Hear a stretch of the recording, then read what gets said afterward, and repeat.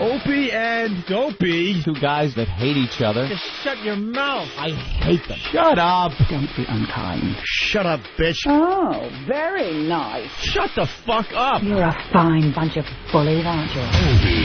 I'm Opie. I could give a fuck. I'm Jim Norton, and I'm on the radio. Shut up. The Opie and Anthony Show. It's all about fun, fun, fun. I'd love to spit in your face. I will fucking kill you. Shut up, stupid. I'm just a zilch and I know it. Who cares? We're trying to do a fucking radio I know what we're trying to do. I'm sitting here across from you. I understand that. The Opie and Anthony Show. Despicable asshat. And these dummies that work for us, you guys stink. Ben looks like a tall baby. Always laughing in the wrong places. Ben, where's the coffee? You rock. Hopefully he's going through a car wash with his mouth open. And there's Steve. Steve is a piece of garbage. And you stink. You are cordially invited to a robbery rape. This is family entertainment. This show is a disaster. The Opie and Anthony Show. If you have any poo, fling it now. But enough of this palaver. Let's get the show on the road. Oh. What are you people? On dope? Hey, bud, what's your problem? You dick. Hey, bud, let's party. Oh, those guys are back. This is great iced tea. Where'd you get that? Out of the hamper? The attitude dictates that you don't care whether she comes, stays, lays, or prays. I mean, whatever happens, your toes are still tapping. Right. That's right. How was your vacation? It was really good, bro. I'm gonna kiss you on the mouth. I want to kiss you on the mouth. This is not Free FM. Free FM. Free FM blows. Go fuck yourself, Infinity Broadcasting. Call it whatever you like. It's going to stink on ice. What the hell do you get for free that actually is worth it in this life? It's typical radio, though. You change the name and people expect something, and you're going to get the same thing. Free, as opposed to what? Something you have to pay for? Is that what they're saying? Has satellite radio made such an impact on these people that they now have to change names of all their stations and call it Free FM? Of course it's free. Look at what you're getting. How many commercials can they jam down your throat? How many bullshit pseudo-talent can they try to feed you? Good luck to you, Free FM.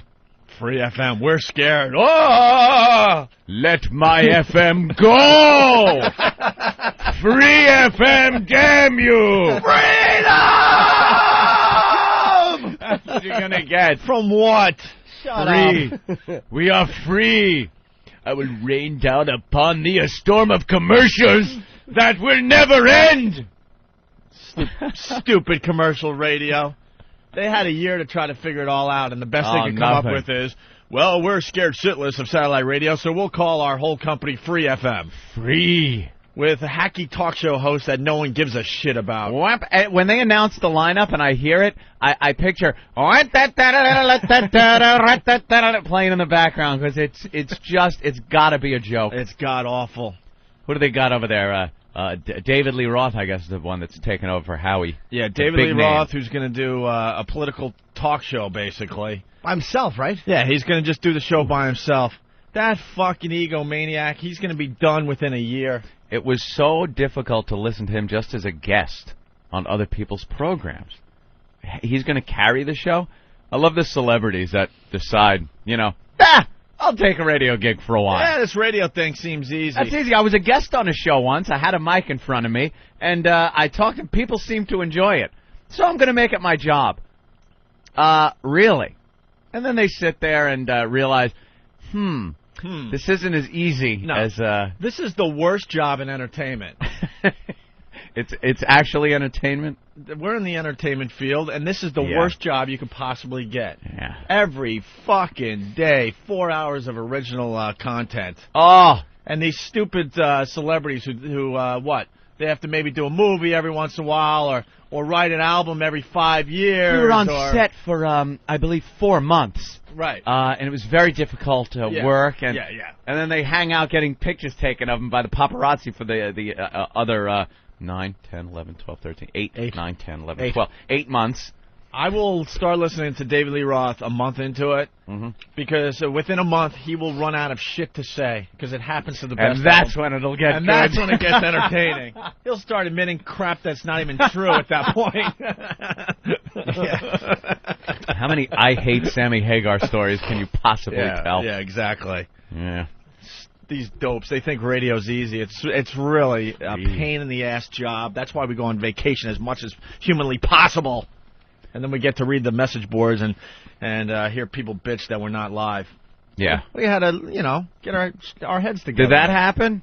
I didn't read enough. I don't know. Message boredom when I was on vacation. It was nice to get away for a little while, though. Yeah. People don't understand that. Again, it's one of these jobs that people just, don't quite get. They figure you just come in and spiel some stuff. But sometimes you got to blow off some steam. You got to take a little time away from the microphone. Right. Well, good luck to Infinity Broadcasting there, Free FM. Free. One of the big stories that happened while we were on vacation. It's free. And then you got Adam Carolla on the West Coast. Good luck there. Who stinks on his own. Absolutely stinks. Yeah, Adam is not he's good when he's with Jimmy Kimmel. He's good when he's with the Good Doctor. But he can't carry a show. Mm-mm. And Finny, god damn it, you guys are stupid. They figured they would divvy up the kingdom. Howie's little kingdom. And, and then some people who were just bragging about how they're taking over and bashing people, stepped right over. Names that come to mind, how about Mancock? Manqueer was crowing about how he's taken over, this, that, and the other thing. Sorry, fella. Sorry, fucko. Sorry, pal. Sorry, fucko. And then, oh my goodness, what happened with Don and Mike? Oh my goodness gracious, Washington, D.C., WJFK. You would think the top honchos over there at their station would get the morning slot when Howard left. I was passed over! I could do a show. It's the way Sumner wanted it. It ain't the way I wanted it. I'm the oldest show, and I was passed over. Yep, Don and Mike, another show. Sorry, guys. Another crew that was just crowing about how they're going to be taking over for Howie. Everyone was diving in there, trying to get a piece of the pie, and Infinity decided, fuck yous all. We're going with David Lee Roth and Adam Carolla. Oh, this is a disaster. Within a year, they will have new talk show hosts in place. But it's free. It's got to be good. People love free shit, don't they? When we go and do an appearance and we're giving away, like, free shirts, don't people love it?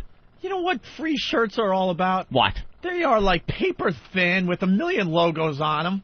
And they shrink up like you end up washing your car with the damn shirt, with the free shit. They become a midriff top that's like a trumpet bell on showing your tummy. We all love when we get stuff for free, but the reality is most free stuff stinks. Yeah, it's awful. But what's free radio? You gonna have a million Jewish people enjoying you? Get it? Yeah, we get it. Yes, Jimmy. I guess we understand. Got to say hi to Jim Norton. He's back in town Jimmy's for what? Back. Thank 2.5 days this Thank time? goodness. For a week. Yeah, you're here for the entire week? All week. All right. Well, we have our big party this evening. Yeah, and I got some big surprises for tomorrow. What do you got? Nothing, we're off. I forgot about that. Oh, yeah, by the way, we're off tomorrow.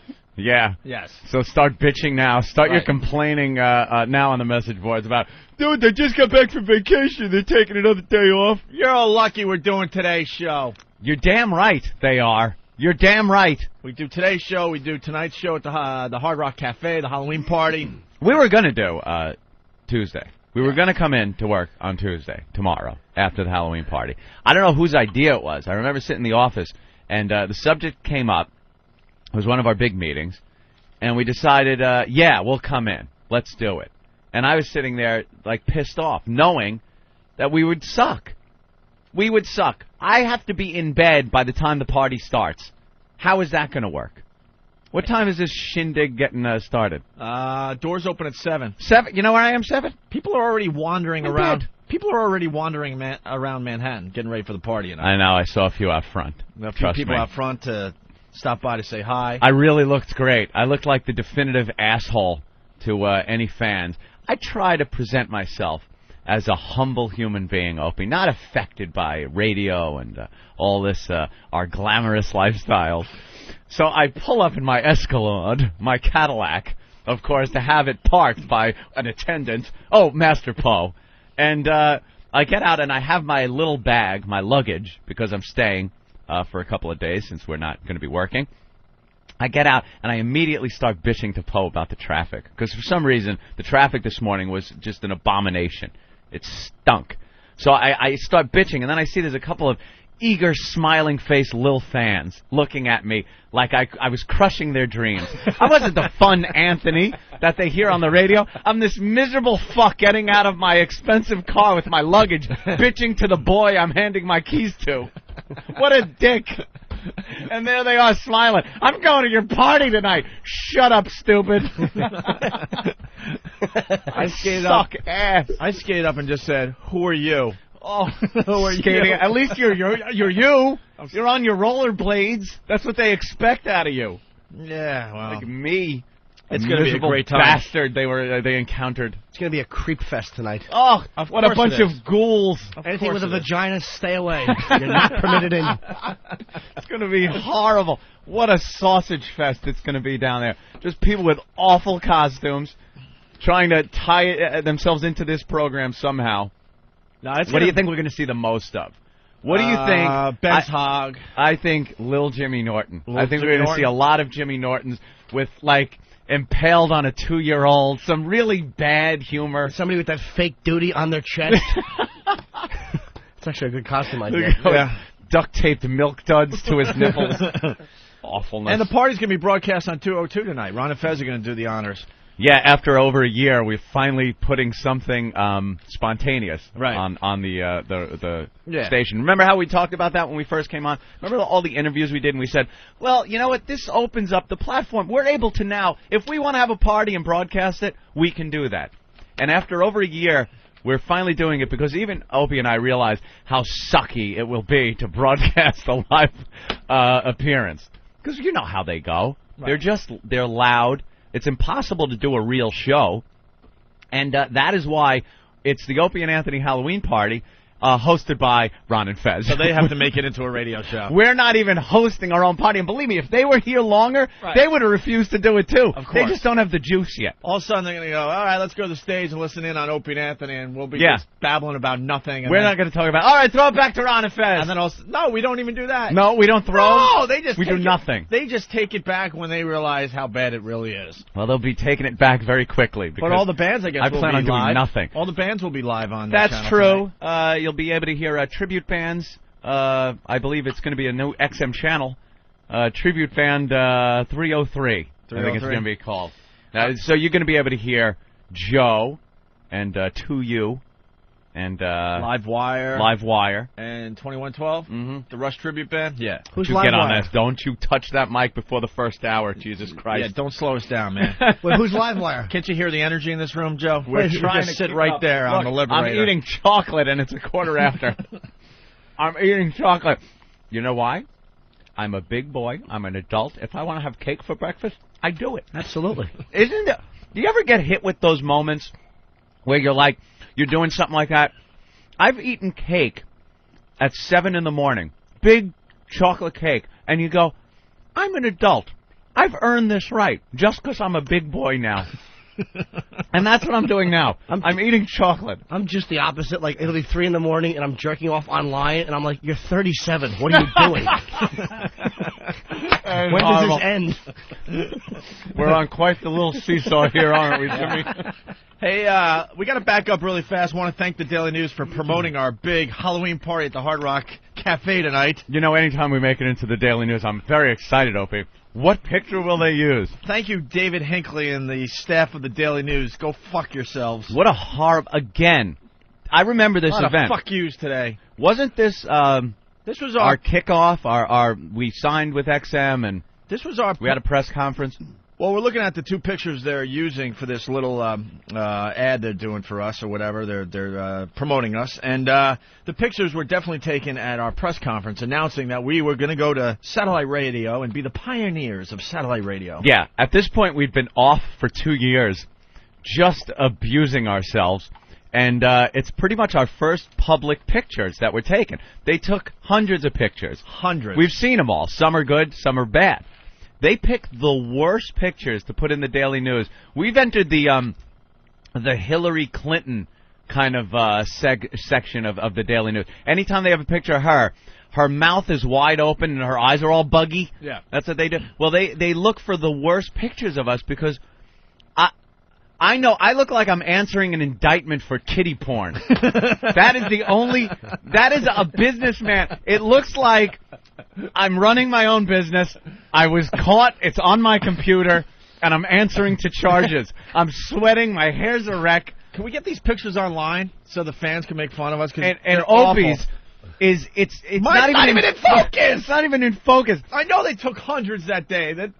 They're trying to tell me that every single one was out of focus? That's the blurry picture you either get on 2 occasions in the paper. You were killed in a motorcycle crash, and that's the only picture they can get of you. Or you've left the country because you don't want to answer to charges, and that's the only picture they have of you. Blurry, your head is tossed back in some type of laughter. Yeah, and there's no sign of eyes anywhere. No. Know what this picture reminds me of, too?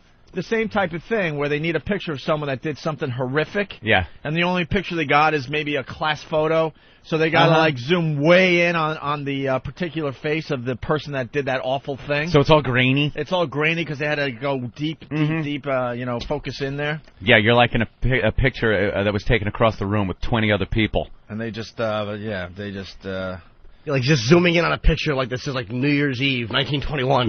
You just zoom in. You ass. By the way, if you didn't know, the big smile, the name of this radio show, according to this picture, should be The Happy Idiot and the Sullen Douche.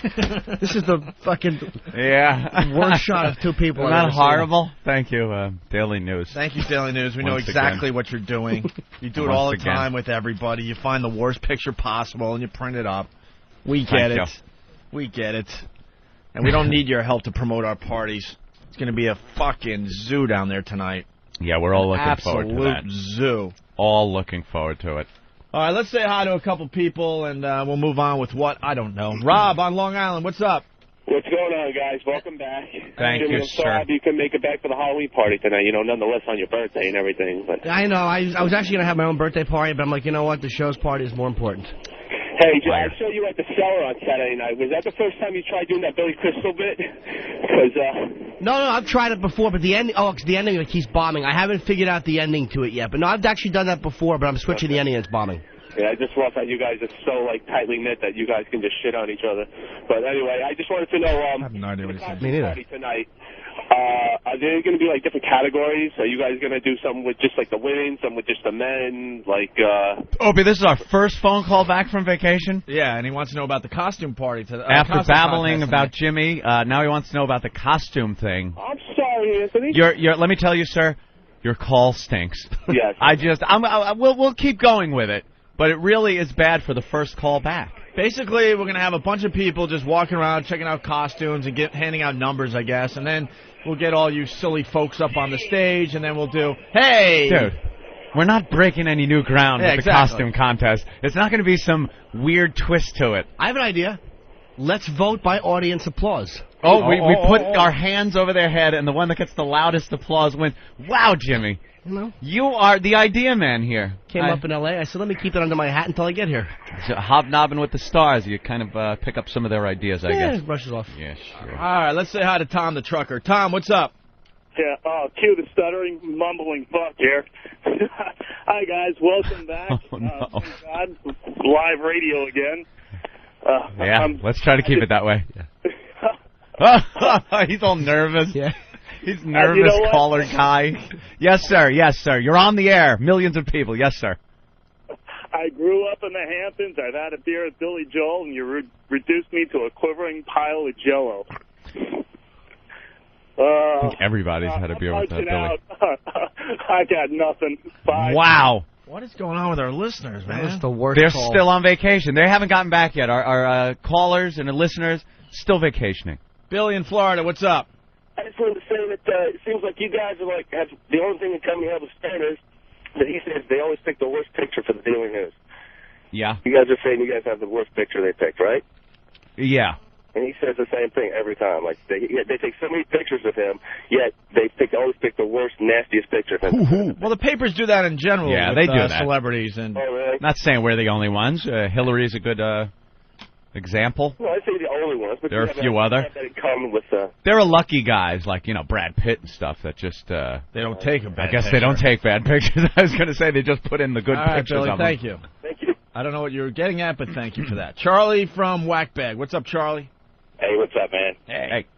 Hey, I just want to congratulate Jimmy on his HBO special. It was awesome, man. It really was a great special. I missed it, Jimmy. You should have T-voted, you silly goose. It's on demand, right? Yeah, someone will get you. I'll demand my Jimmy. What do you want, Jimmy? I Someone love will get that. your copy. On demand. My schedule, pally. I'm not gonna count out a Jimmy tap dancing to him. Oh, here's a good costume idea, by the way, for tonight. Speaking of the HBO special, somebody could put a cock in their ass and come as Anthony's bow. Wow. Now wait, we discussed this when it first happened. I am very happy that you. I think that was the second take. Mm-hmm. Yeah. Yeah. Now why not the first take when I did the point? And then you ripped off my point. We both did the point at Jimmy like, pa-choo, pa-choo. I did the point. You did the thumbs up. You did the thumbs up in the first one. I did thumbs up. The point. And thumbs up more asinine than point. I did thumbs up, point, pa-choo, pa-choo. All right, that's really stupid. I just pointed. I went like, Jimmy, you are the man. It's your night. Yeah, kind of a thing. Don't worry about us when they pan the camera over to us. That was the first take of the night. The second take, I guess I thought it would be funny to do a bow. Oof. It's really bad, I know. All right. Your left arm is on your hip. No, it's not. Dude, it's fucking... I do that? It's awful. I actually got an email from Robert Reed. He just said, faggot. Dude, I did not do it. Let me see. Do it. Do it for me. You did not do that. No, God. Dude, can Steve has got it on Foundry? It's fucking... No, I did not do that. Can we get that on Foundry Music? I put my hand on my hip. Horrendous. Like I'm a little teapot, short and stout. Yes, that's a big cock. Now put it in my mouth. I did not. And then I bowed like did. royalty. Yeah, you bowed and then you did the hand roll over. The hand roll. What an ass. What a... Well, we'll have to get that up on FoundryMusic.com. I already talked to people at HBO, too, about getting the first show intro of you guys, too, because of that thumbs up. Because I actually get emails from people, how come they didn't show Opie's thumbs up? See, the thumbs... You skated God. on this. You skated. I look like douchebag because they use second take. I was just so happy to be mentioned on HBO, I just lost my mind. Yeah. But then the second take, I had time to calm down and breathe and go, all right. See, now I took it the other way. The second take, I was all loose and figured I'd be a funny guy with my bow, and I come off looking like an idiot on HBO. You know what it is? It's on Whackbag. Somebody has it as a sig pic. Oh, they do already? Of course. They did fucking 8 minutes after it aired. As it aired, they actually had it. You just tipping and bowing. And idiot. Oh, you got to see it. We got to get that on opieandanthony.com. Great. Definitely got to get that up. Yeah. We got lots of stuff we have to get up on the website immediately today. Anyone dressing tonight? You getting... You got a little costume? I'm scared of you. Why? Anyone dressing? Jimmy, costume? Anyone of the staff? The Opie and Anthony staff? Nothing? Danny? You're dressing up? Is it a secret? Why do people have to keep it a secret? Yeah, like we're all going to go, oh, my God. Oh, look at Danny. It's like when they come to the door, the little kids, oh, it's a princess. Danny? Hello, fellas. What do you... Hi, welcome back. Did you enjoy your vacation? Oh, it was terrific. Staying Did you at home have for one? a week. You guys get a vacation? I have no idea what the staff does when we're vacationing. I have no idea what the staff does, quite frankly. I have no idea. I assume you vacation when we vacation. Kind of. The windows are a little dirty. You could have come in a little earlier and taken care of that. But what are you going to dress as this evening? Jeremy Gurm. Oh, very good. There you go. See, that's good. Yeah. And what is that costume going to include? A wig. Uh-huh. A basket with some lotion in it. Very good. I like when you have to carry something around with you all night so people know who you are. That's right. That's the item right there. And, that spells bad costume, doesn't it? And pressures? Any moth or business cards? No, actually. You could throw him down and just go, and run away. No? Maybe I'll bring some now. Yeah. I figured I'd just run around the party with, pinching my nipples, go, That'll let people on. All right. Back in the box. Definitely back at work. I can feel it. We'll be looking forward to that. All right, very good. I like the costumes, though, where you have to carry something all night long. Yeah. Okay, the second you put it down, no one knows what you're supposed to be. Anthony, you're dressing up tonight? Of course I am. It's my standard EverQuest character costume. I'll be wearing my puffy bloused shirt and my rapier at my side. Are you going to be doing some LARPing? That's who I'll be. Anthony's a LARPer. Watch it. Hit damage. Hit damage. That's who I'll be. This is my soundtrack. What the hell is this music from? Derek doesn't even know. Derek doesn't know? It's just some faggy, EverQuesty type music? Yes, Derek? It's the sword fight scene from The Princess Bride. Ooh, yes. Good selection. Thank you. By that I mean horrible selection. He was waiting a half hour to play that for you. I know. Ooh. Yeah, that's what I'll be doing. My bow is up on the internet. Let's take a look.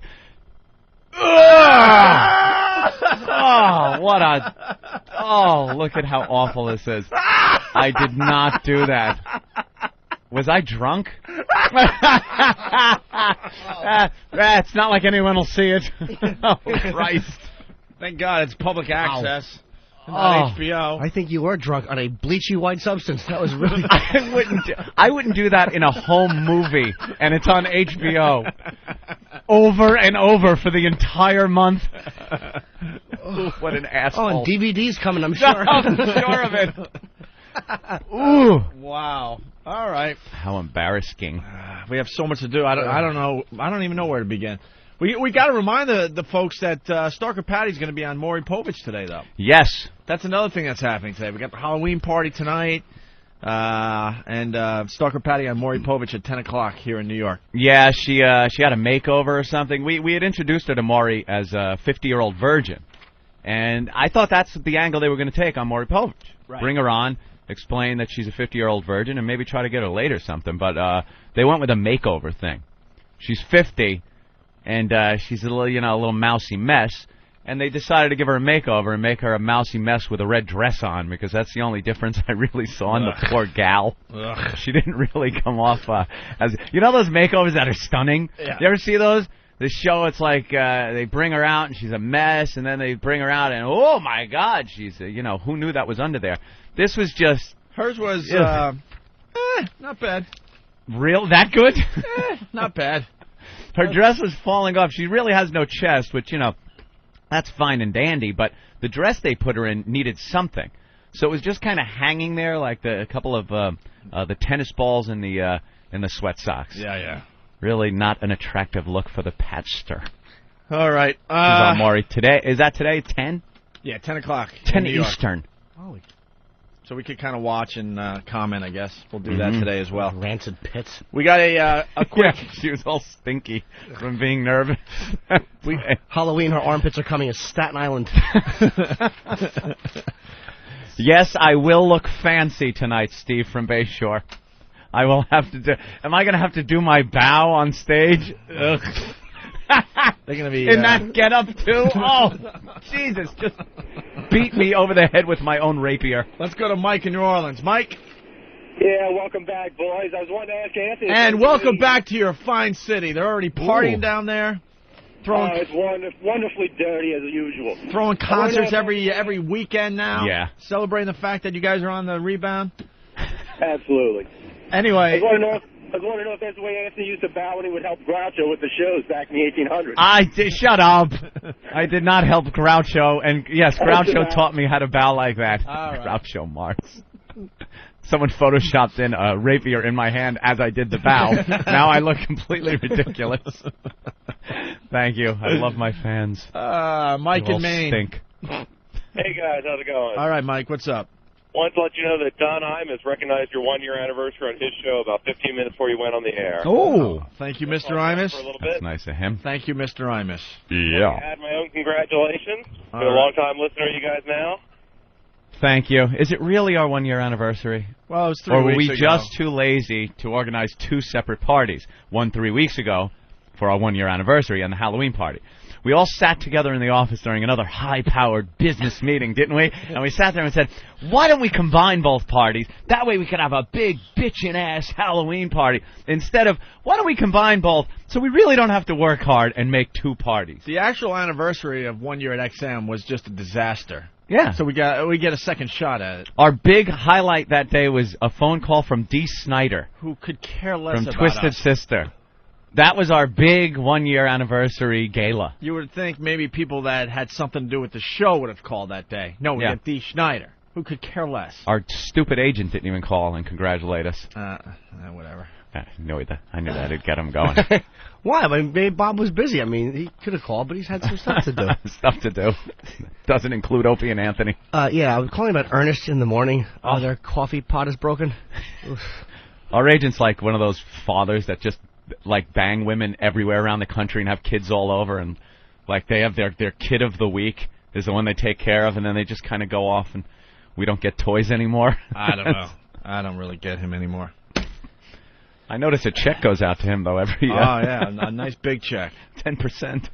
Nice big check, but he's too busy trying to get Rover as many fucking cities as possible. Oh! Does he handle Rover? Yeah, he does.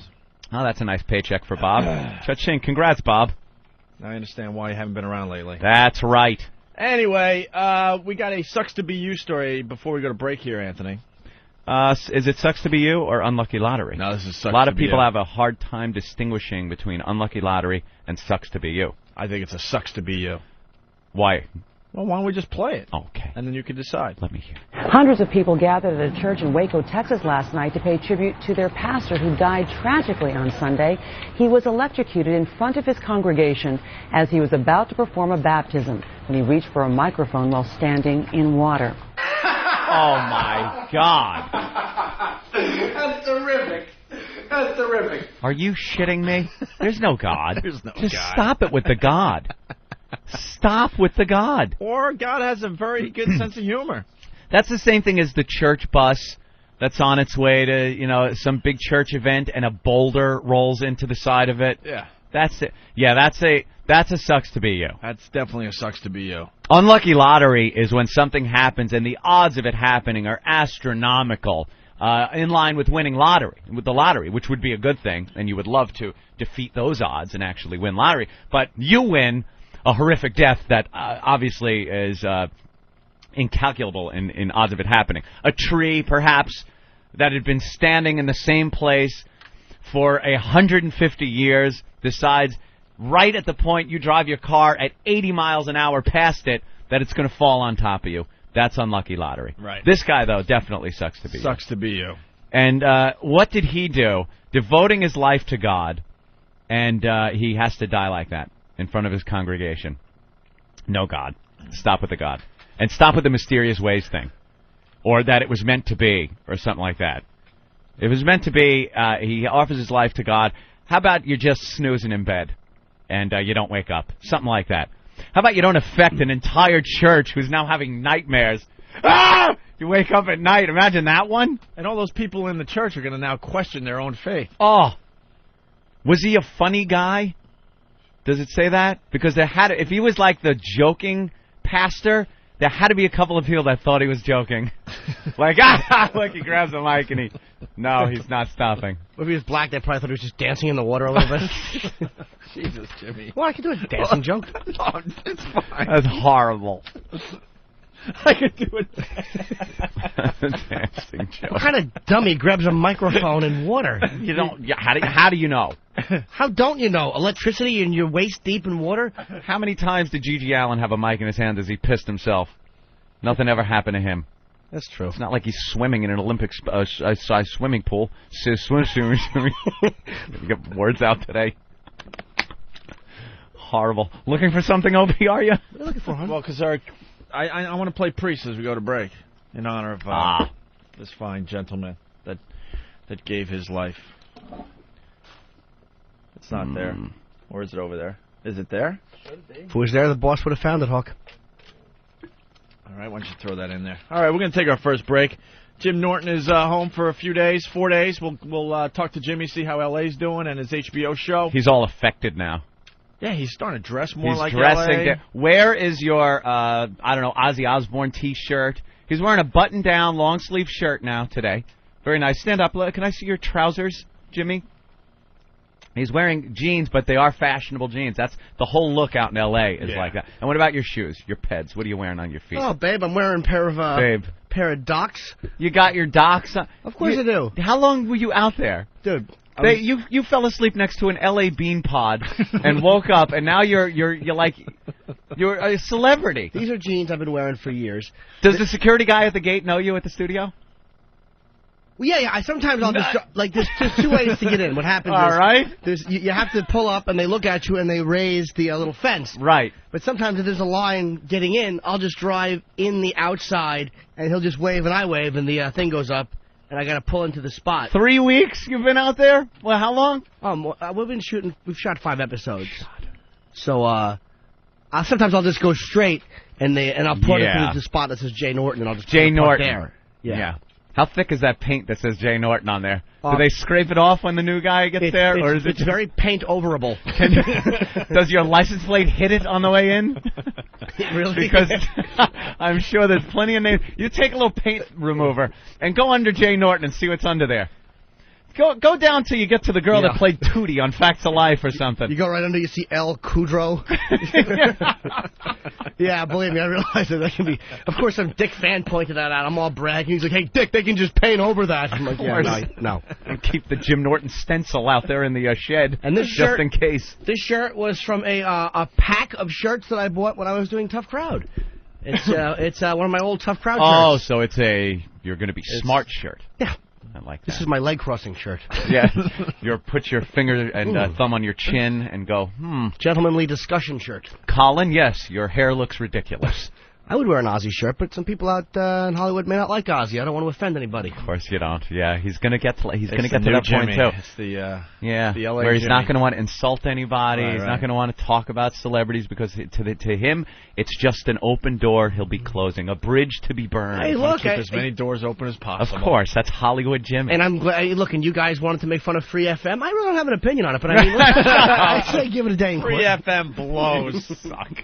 They huge press release like we're all supposed to be scared in satellite radio. Oh! It's free. It's free. You have to pay for it like this. Free means it stinks. Everyone knows that. Free. All right, we got the pre-song from Stephen Lynch. Not a version anymore. Great. Jesus. Oh, man. Deep in prayer, my cross to bear, I kneel upon the floor. Temptations of a Catholic priest aren't easy to ignore, but I cannot control myself. It rips my soul apart. For one small sheep among my flock has stolen the shepherd's heart. Altar boy, confess your sins to me. You will find the grace of God inside my rectory.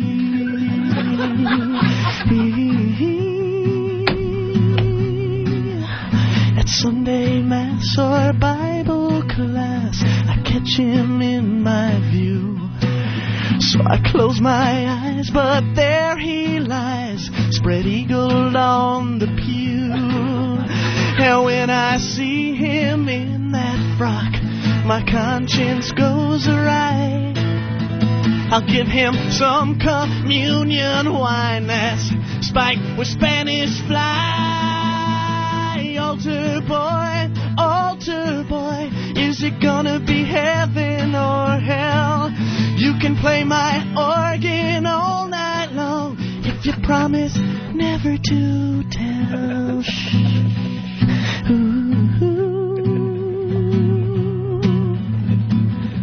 Our Father, who art in heaven, hallowed be thy name. I could dress him up like the Pope and then oh dear God, the shame.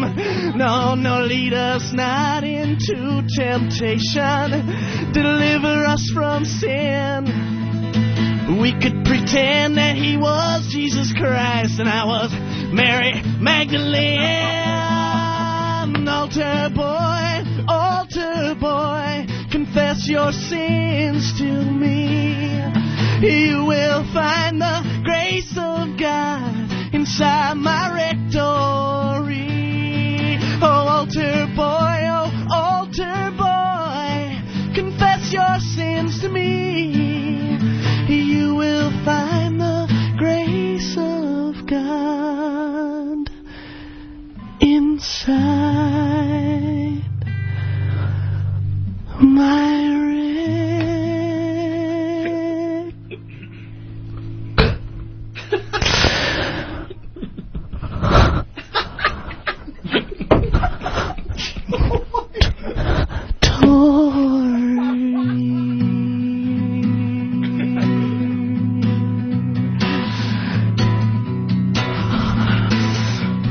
Profundes clamo a te, Domine, Domine, adi voce mea, fiat res tue.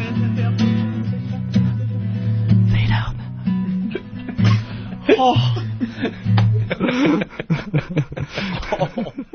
Next time on a very special Everybody Loves Raymond, Ray goes to the doctor. Ray, would you like to see your test results? Yeah.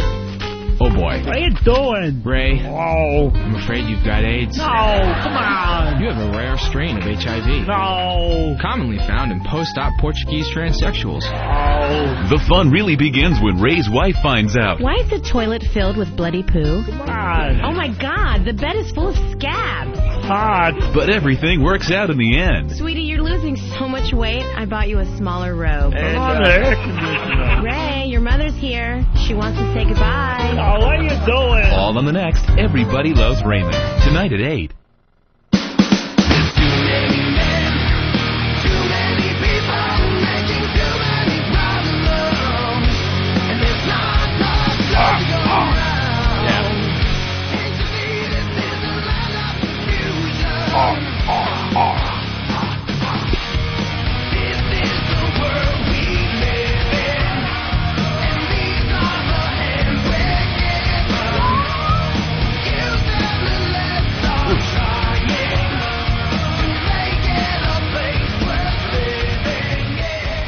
You're checking out the Opie and Anthony program. First show back, first live show, I guess, since going on vacation.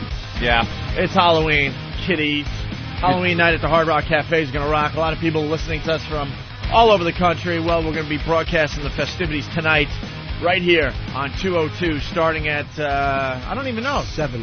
Is it starting at 7? I don't know, the party's 7. So if you can't be at the party, you could have listened to it. That's right. That's just as much fun, isn't it? Well, and then whackbag.com's doing something. Everyone that's going in there is going to have, like, camera phones and stuff, and they're going to be uploading pictures left and right. Mm-hmm. So you could follow some of the festivities through whackbag.com It's the future. That's what we get in the future now. It's something we never thought about. You get pictures of parties that are instantly uploaded and available to people that can't be at the party. Right. You get broadcasts of the party for people that can't be there. No Mylar suits, no flying cars, no monorail everywhere. No chicks at the party? But we do get the opportunity to get as much pornography as we want, and we can listen to parties that we can't attend and see pictures from them instantly. We're going to have a good time tonight. It'll be a sausage fest once again. There are occasional girls that show up, though. We really got to figure out how to get girls at our parties. There are a couple of girls that do show up. They're not girls. They're messes. And then they walk around like their shit don't stink because there's no other girls to compete with. They're the only girls. I've never seen like 4s and 5s walk around our events thinking they're hot shit because there's no 9s or 10s in the room. Holy crap. Someone's got to say, oh, my God. And they're never in a gaggle. We don't get gaggles of girls that show up. We get there's 1 or 2 strays around. You ever been to a party where there's just gaggles of girls where they all hang out together, go to the bathrooms together? We get 1 or 2 stragglers. It's like some kind of caveman movie. They're all vying to just beat her over the head. Dude, this is it's like being at a Dane Cook show, but you get stuck in Bob Kelly's dressing room. No hot chicks, no fun. Bunch of dumb guys standing around and one fat girl. I did exactly that. And you're right.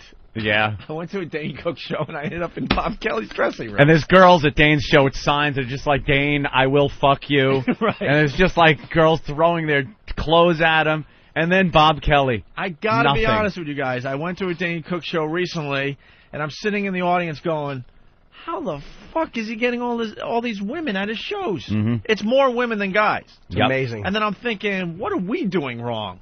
He just hit that nerve, man, where I don't know what happened. Women enjoy him. I mean, he's got an energy they like. He's positive. He's not like negative and shitty, and they dig it. Chicks love him. And where's Chicks love catchphrases. They do. Is that what it is? A lot of catchphrases at a Dane Cook show. Mm-hmm. Don't hit me no more. It's a popular one. Fucking, you go to a Jim Norton show, you see the same hot chicks yelling at the passenger window to their boyfriends. All right, I'll pick you up at 10:30, and they drive away. Stupid, hypersensitive horse. Beat it. Ruiners of fun. You have catchphrases, though, in your act. Why don't the girls seem to like catch those? something?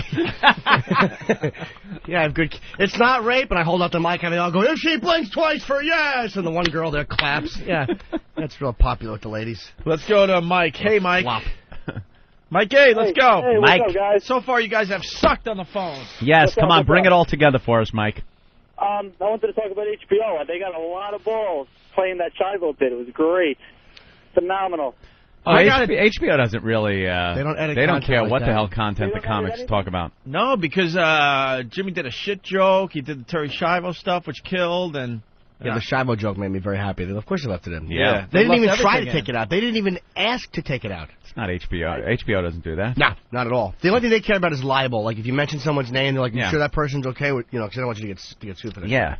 you don't get that if you're looking for free comedy. Yeah. Yeah, let's use that analogy. Free Comedy. TV would be like No shit Channel jokes and no Terry Schiavo jokes. 2. The networks. Could you ever see Jimmy's act on network television like that? For more than 4.5 minutes? No. Yeah, well. Spike TV, by the way, who wouldn't let you guys present at that award show. Yeah, 'cause you're scum. I heard one of the awards that they're letting... Little Kim is going to present from jail.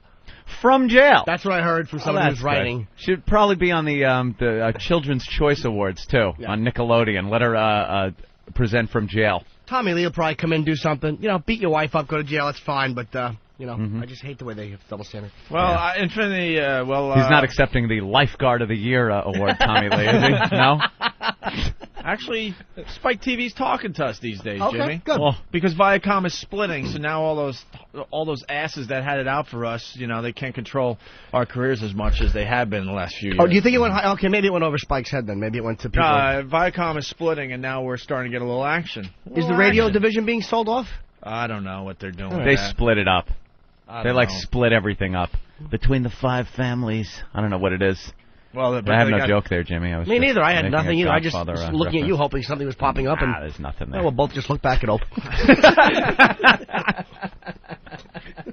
That's what happens. Let's see what this is all about. Oh, okay. Well, let's go to the Gooch in Cleveland. Gooch, I guess you're not going to make it to the Halloween party tonight, huh? No.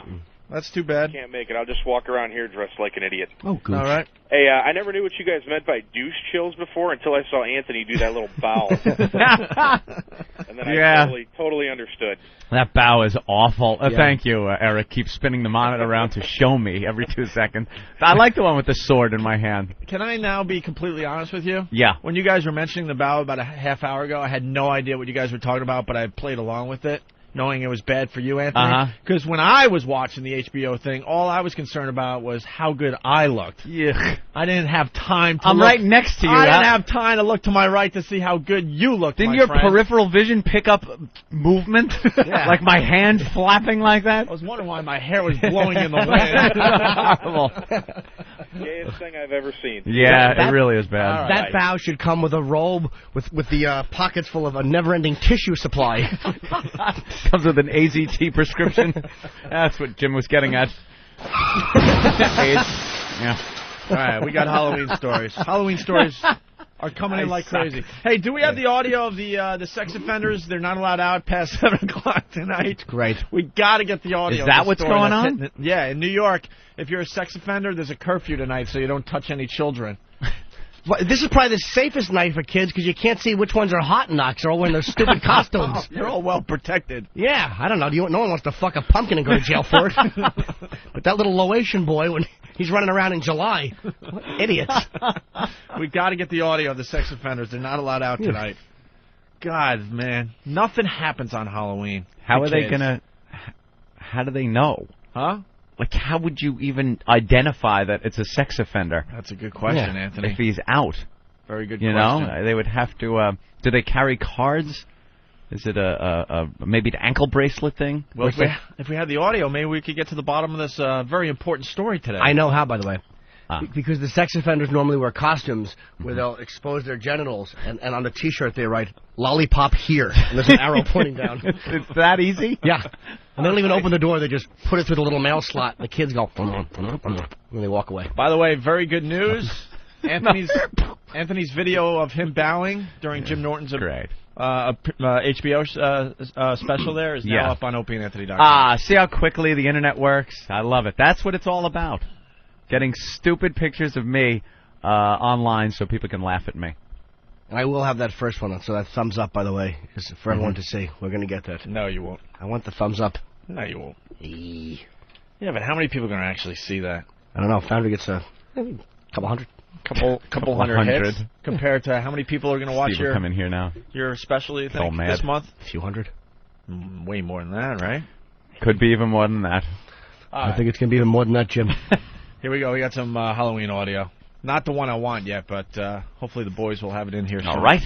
Halloween mischief turns violent. A driver fed up with teens throwing eggs at his car decides to fight back. But when he confronts those pranksters, he's shot. And tonight, cops are telling us the gunman is just 15 years old. Fox 5's Lisa Cabrera is in the Mott Haven section of the Bronx right now. Lisa. That's right, Dick. Karen, that 15-year-old you're talking about is facing attempted murder charges after cops say he and his friends opened fire on a man that they had been throwing eggs at. Eric Fuller doesn't want you to see his face. Show my face, man. Get it.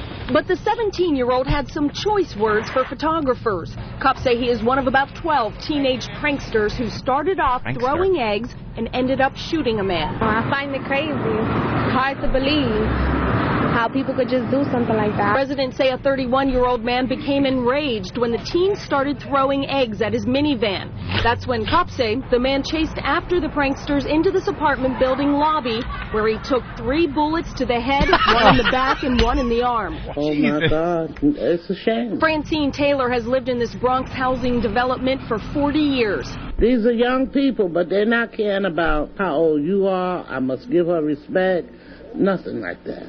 If you're in the way, you get it. Residents say the 31-year-old ordered the teens to clean his egg-soaked car. They refused, and cops say the bullets started flying. The man was rushed to Lincoln Hospital in critical condition as a teenage prank turns into criminal charges. And once again, cops say that shooter is only 15 years old, which is, of course, why we cannot show you his picture. Meantime, that 17-year-old is charged with criminal possession of a weapon. There are several suspects still on the loose. There you go. Don't you graduate from prankster to something else when you pump 3 bullets into some guy's head? Them calling them pranksters kind of, I don't know. It doesn't really put forth the severity of the crime. Here's the beauty of that they throw eggs. Mm-hmm. He has a gun, and he still runs. If I had a gun, I'd throw eggs, and when they ran up, I'd point the gun and go clean off your own car, fuckhead. Why do you run when you have a pistol? Well, I don't know. But they certainly didn't have to shoot the guy. He deserved to be shot. I'm sorry. A, for driving your minivan. I was going to say, the minivan thing. B, says a lot. For getting out and chasing 3 teenagers into the projects for throwing eggs. In the Bronx. If you're in the Bronx, and your car gets hit by eggs, count your blessings and keep going. It's Carlo Rizzi. Clean it up! Clean those eggs off the van wall, asshole. Go ahead, what, you're going to shoot me? Be a murderer like your father. Yeah, well, that's a Halloween tragedy, Opie. Yeah, it's very sad. Halloween tragedy. Very sad. You rarely hear about that. I'm so concerned I continue to eat my granola. I know. Just doesn't affect us. How does that affect me and my Halloween? How does that affect our party tonight? It won't. Joe and Jersey. We're awful cold people, aren't we? No, we're just... That's a dead guy. Just driving around. Well, so, I mean, he's chasing the guys, and then they go into what, an apartment complex? Who hasn't done that, though?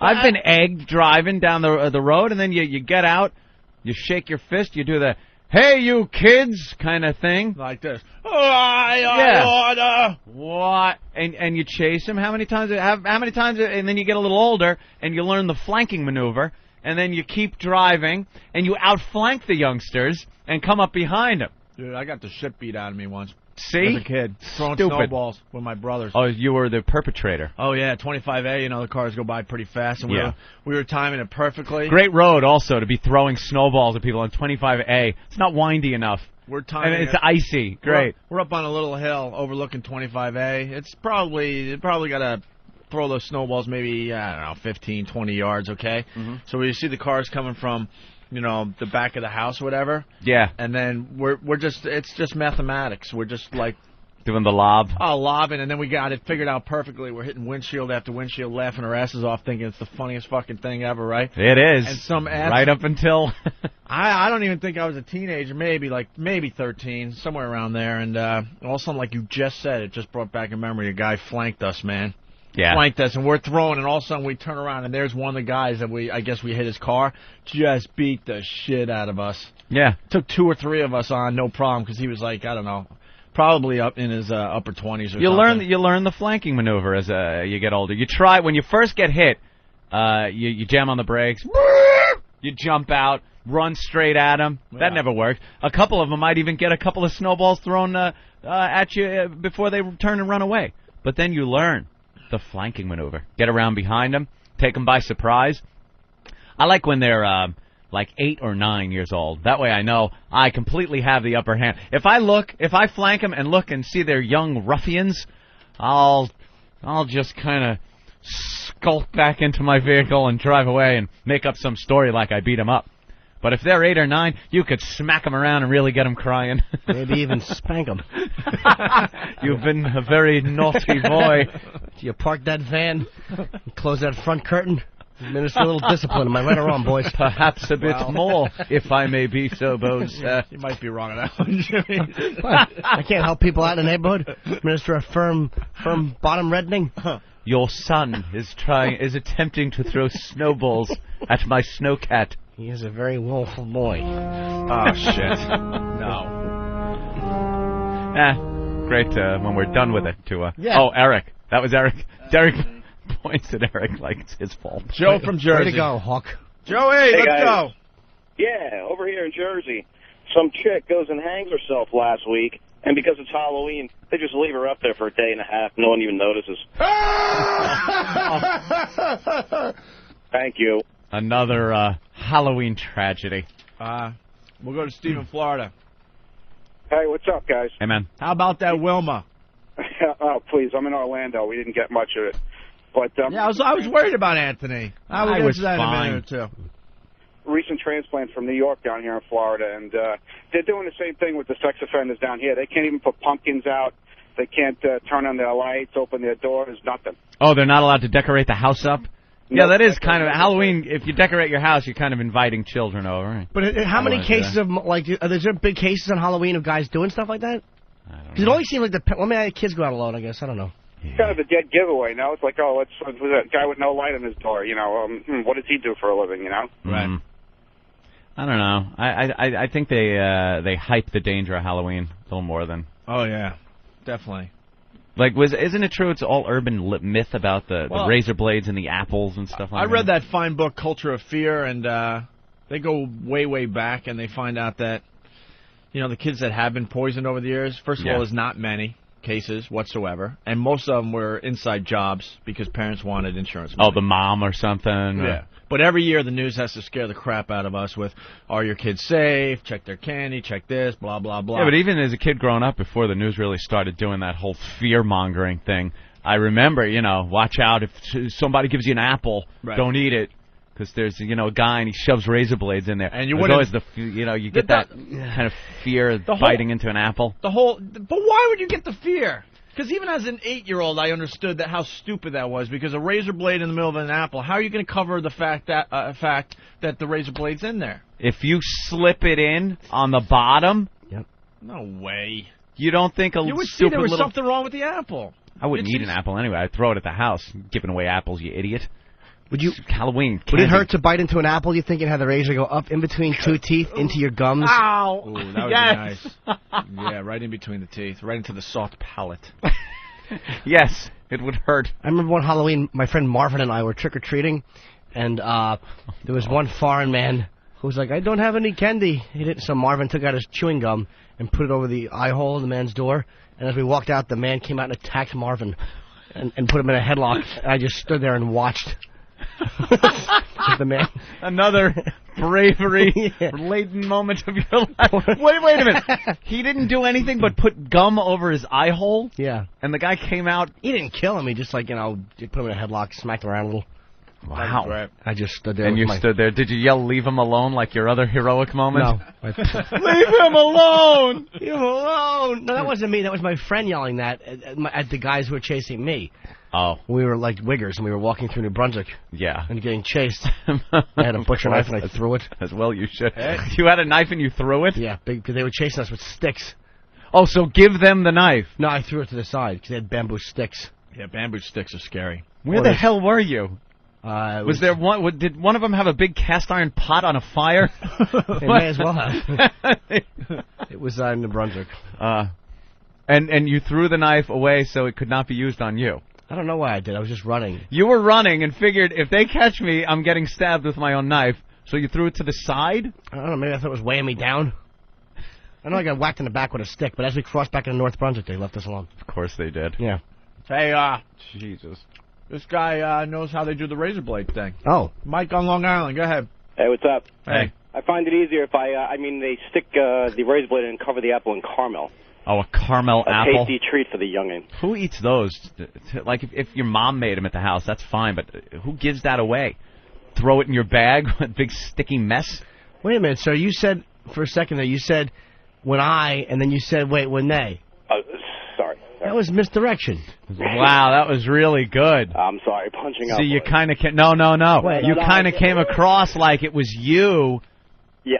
That was really funny. Then you caught yourself like, uh-oh, I better not give this away. Thank you. And then we were like, wait a minute, this guy just said it was him, but it was. All right, enough of the abuse. Punch it out, guys. Hey, going back, the suicide story's real? Yeah. I thought that guy was... No, I checked. I did my research. What is this about, Anthony? Well, an apparent suicide of a woman found hanging from a tree went unreported for hours because passers-by thought the body was a Halloween decoration. The 42-year-old woman used rope to hang herself across the street from some homes on a moderately busy road late Tuesday or Wednesday, state police said. The body, suspended about 15 feet above the ground, could be easily seen from passing vehicles. Oh, that rocks. And she just, it looked like something somebody would have just rigged up. One of the people said that saw this. Thought it was a decoration. And the caller just said a day and a half, by the way, that she hung there. Yeah. Did you hear the caller? She's hanging there for a day and a half. It gets longer and longer. 3 hours. 3 hours she was hanging there. This just in, our pictures that appear in the Daily News today are now up on opieandanthony.com. Oh, that's the wonderful. awful pictures the Daily News decided to use to promote our Halloween party at the Hard Rock Cafe tonight. Opie's blurry shot and me answering to we child know. porn What was charges. that website with Perverted Justice? That's what those sites. Perverted Justice. That was our press conference, and we know they took hundreds of photos that day, and they obviously picked two of the... they picked a good one. Two of the bad ones, so... All right. A lot of instant feedbacks coming in. People very excited to see me do my bow tonight. Mm-hmm. I don't think I'm going to do my bow. Oh, really? Oh, my God, Aunt, after you did your bow, did you pretend to be asleep? Jeep, jeep, jeep. That bow reminds me of Freddie Mercury. Asshole. And when I did the flanking maneuver, was I wearing my SS leather coat? No. People don't forget shit on this show. Yeah, exactly, because I just got one. Oh, the soft palates are in the back of the mouth. The hard palates are in the front and is actually behind the teeth. The razor would be jammed into their gums. Oh. All right. You could swallow it. Huh? That would hurt. All right. Want to play Stephen Lynch, the Halloween song, as we go to break here? Which one? It's called the Halloween song. Oh. It's off his new album, The Craig Machine. Right, it is. Have you heard this one yet? It's pretty good. Yeah. How was Steven? Was he in recently? He was in recently. He played Town Hall, and he did great. He's now on tour, kicking ass all over the country. Cool. He called and said that he's on a tour bus this time around. Oh. Wow. Give him a tour bus? He's got a tour bus for his latest tour. Ooh. So here's our pal Stephen Lynch doing his Halloween song. Hit it.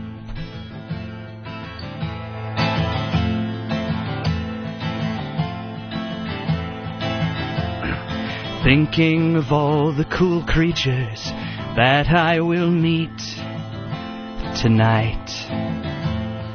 Ghosts and goblins and witches roaming the streets in moonlight. Bowls of candy and goodies delicious and waiting in store. The sound of cute little footsteps as they approach my front door. Letting the children inside to drink beers. Razor blades hidden in 3 Musketeers. Screams from the basement of kids begging to be set free. That's what Halloween means to me.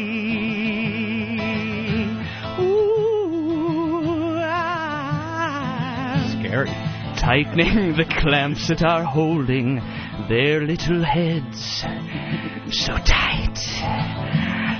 Putting my lips to their ears as I whisper, please, don't fight. I promise I'll let you go home if you swear not to tell a soul.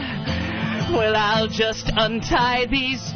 I'm kidding. Now where is my chainsaw? Let's rock and roll. A pinch of your brother, a teaspoon of you. With the head of your sister would make a good stew. I'd give you a taste, but your tongue's in the stew. Irony, that's what Halloween means to me. No, nothing on the irony part? Nothing? All right. Trick or treat, smell my feet. See, irony is an incongruity between what's expected and what actually happens. So you can't taste it because your tongue is in said stew. You see, I mean, maybe it sends a signal to your brain, but you can't really.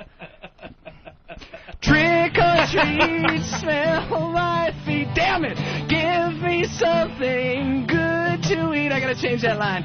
Trick or treat, smell my feet. Give me someone good to eat.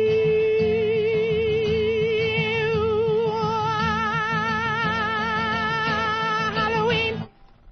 Yeah. Stephen Lynch, Halloween, from his new CD, The Craig Machine. I'm changing that line. No, that's funny. Nobody ever laughs at that. Hey, what's that? Well, you've never seen it before? Looks like a rock. New from Sedentary Toys and the Opie and Anthony Show. Oh, it's so shiny. It's got corners. It's the cool new toy that has everyone jumping for joy. O&A Party Rock! It's not just any rock. It's the O&A Party Rock. The O&A Party Rock is incredibly versatile. You can chuck it, you can fuck it, you can drop it in a bucket. You can race it, you can chase it, you can yell right in its face. It's the bestest friend you'll ever have. O&A Party Rock! Why is it wearing a party hat? Every party rock comes dressed in a colorful party hat and party blower, making it the centerpiece of any party. Now with shiny red dancing shoes. Not only that, the O&A Party Rock is It's a fucking rock, you dildo.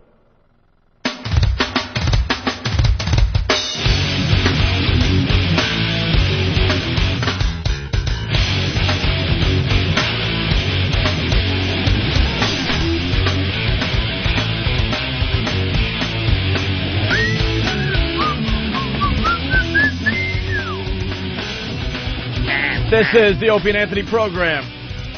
Very, very busy day on 202 today. First live show since coming back from vacation, and then tonight we got our Halloween party at the Hard Rock Cafe. And that will be broadcasted on this fine channel later today. Tonight sometime with Ron and Fez. emceeing the party. It's going to be a very, very good time, and we'll have a lot of video and audio and all sorts of stuff, all right? Also, Anthony, today's the last day of the Assault on the Media contest for October. Last day. Who the hell was in the lead? Well, I don't know. Was it a lackluster appearance? I guess for attacks on the media this month? No, not at all. We had some really, really good ones. Oh, that's right. We had Stupid Paul. What we're going to do is we'll have like 3 or 4 of the better ones, and then we'll have the whole staff vote on their favorite once again, and we'll announce a winner on Wednesday. Yeah. Okay, we got some great prizes for the Assault on the Media contest for this month, including a portable Delphi MiFi radio, and you win that, and you win the free subscription for your new MiFi, a 1-year free subscription. Dinner with E-Rock. Ah. At Right Paisanos there. of Mulberry Street in the heart of Little Italy. E-Rock optional. Has an asterisk. E-Rock optional. How does it feel to be a prize, E-Rock? And how does it feel to be optional? Optional, like you don't even have to be there? No, they decide, though. Like, if they want to dine with him, you're going to get dinner at Paisanos. Right. Is pretty much what the prize is. Right. And then you could dine with our own E-Rock. But that's up to you. Like, there could be people that go, you know, I'd rather it just be me and my girl. Are you going to be hurt if they decide to opt out? Nah, not at all. No? All right, well, dinner with E-Rock. E-Rock optional. World Poker Tour Season 2 on DVD, Ministry of Sound Stick Axe Music Mixer, and finally admission to the Opie and Anthony Show studios to watch the show live. But basically, if you just show up in New York and hang outside the building at 6 in the morning, we'll let you up anyway. You get in anyway. Jesus. We let anyone in here. Pretty much. There's some couple that's from what?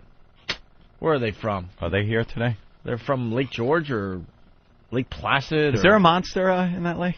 Let's get into that again. Anyway, they're here watching the show somewhere, and they're trying to get into the Halloween party tonight. Where are they? I don't know. They come up to watch, and they're not even watching? Is that it? They're somewhere. Let's say hi to them. Let's be important. Where is she? Yeah, that's what Jimmy's Let's worried see what about. he looks like. They're engaged, though, Jimmy. Oh, like that's ever stopped Jimmy from jerking off in front of them, having sex in a room. Good point, Ant. So we had a bunch of assaults on the media while we were on vacation, Anthony. We did. And No Filter Paul had another one. No Filter Paul, you got to give it to him. He's definitely got some quantity to these things. The quality, the first one he did was really good. Don't get me wrong, but it could have been really, really good. He really got in that shot and yelled like a maniac, but if he was just in there a little longer, would have been really good. Definite winner. Is this next one any better? Or? I don't even think he's on camera. But oh, see? He's not, right? But you hear him yelling and screaming like crazy, and then you hear the reporter say something like, leave me alone, or go away, or... What did she say? She said, excuse me, sir, we're trying to do something. Could you get out of the way? Yeah.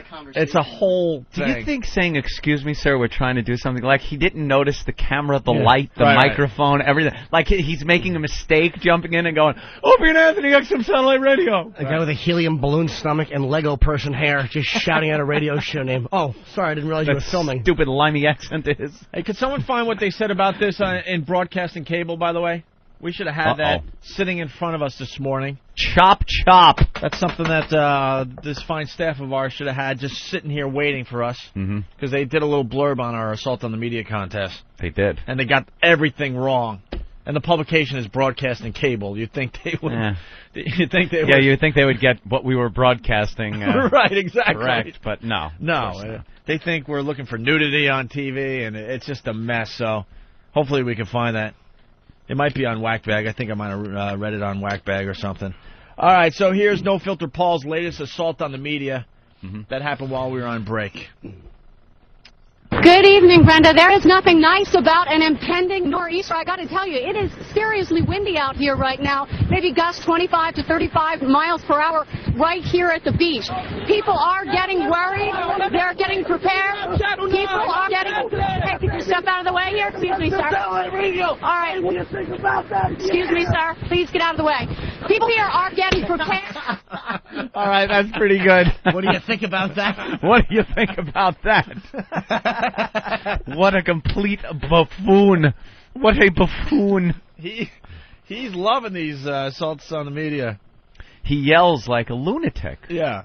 And that's no different than his behavior when you're having coffee with him or anywhere else in public. No. He's just an embarrassing guy. He wonders why we never do anything with him. He's always like, oh, would you like to come out with me wife and we'll go have dinner somewhere? It's like, no, because he is the most embarrassing person to be around. I made the mistake once of saying that I was going to Atlantic City. I was going to stay at the Borgata.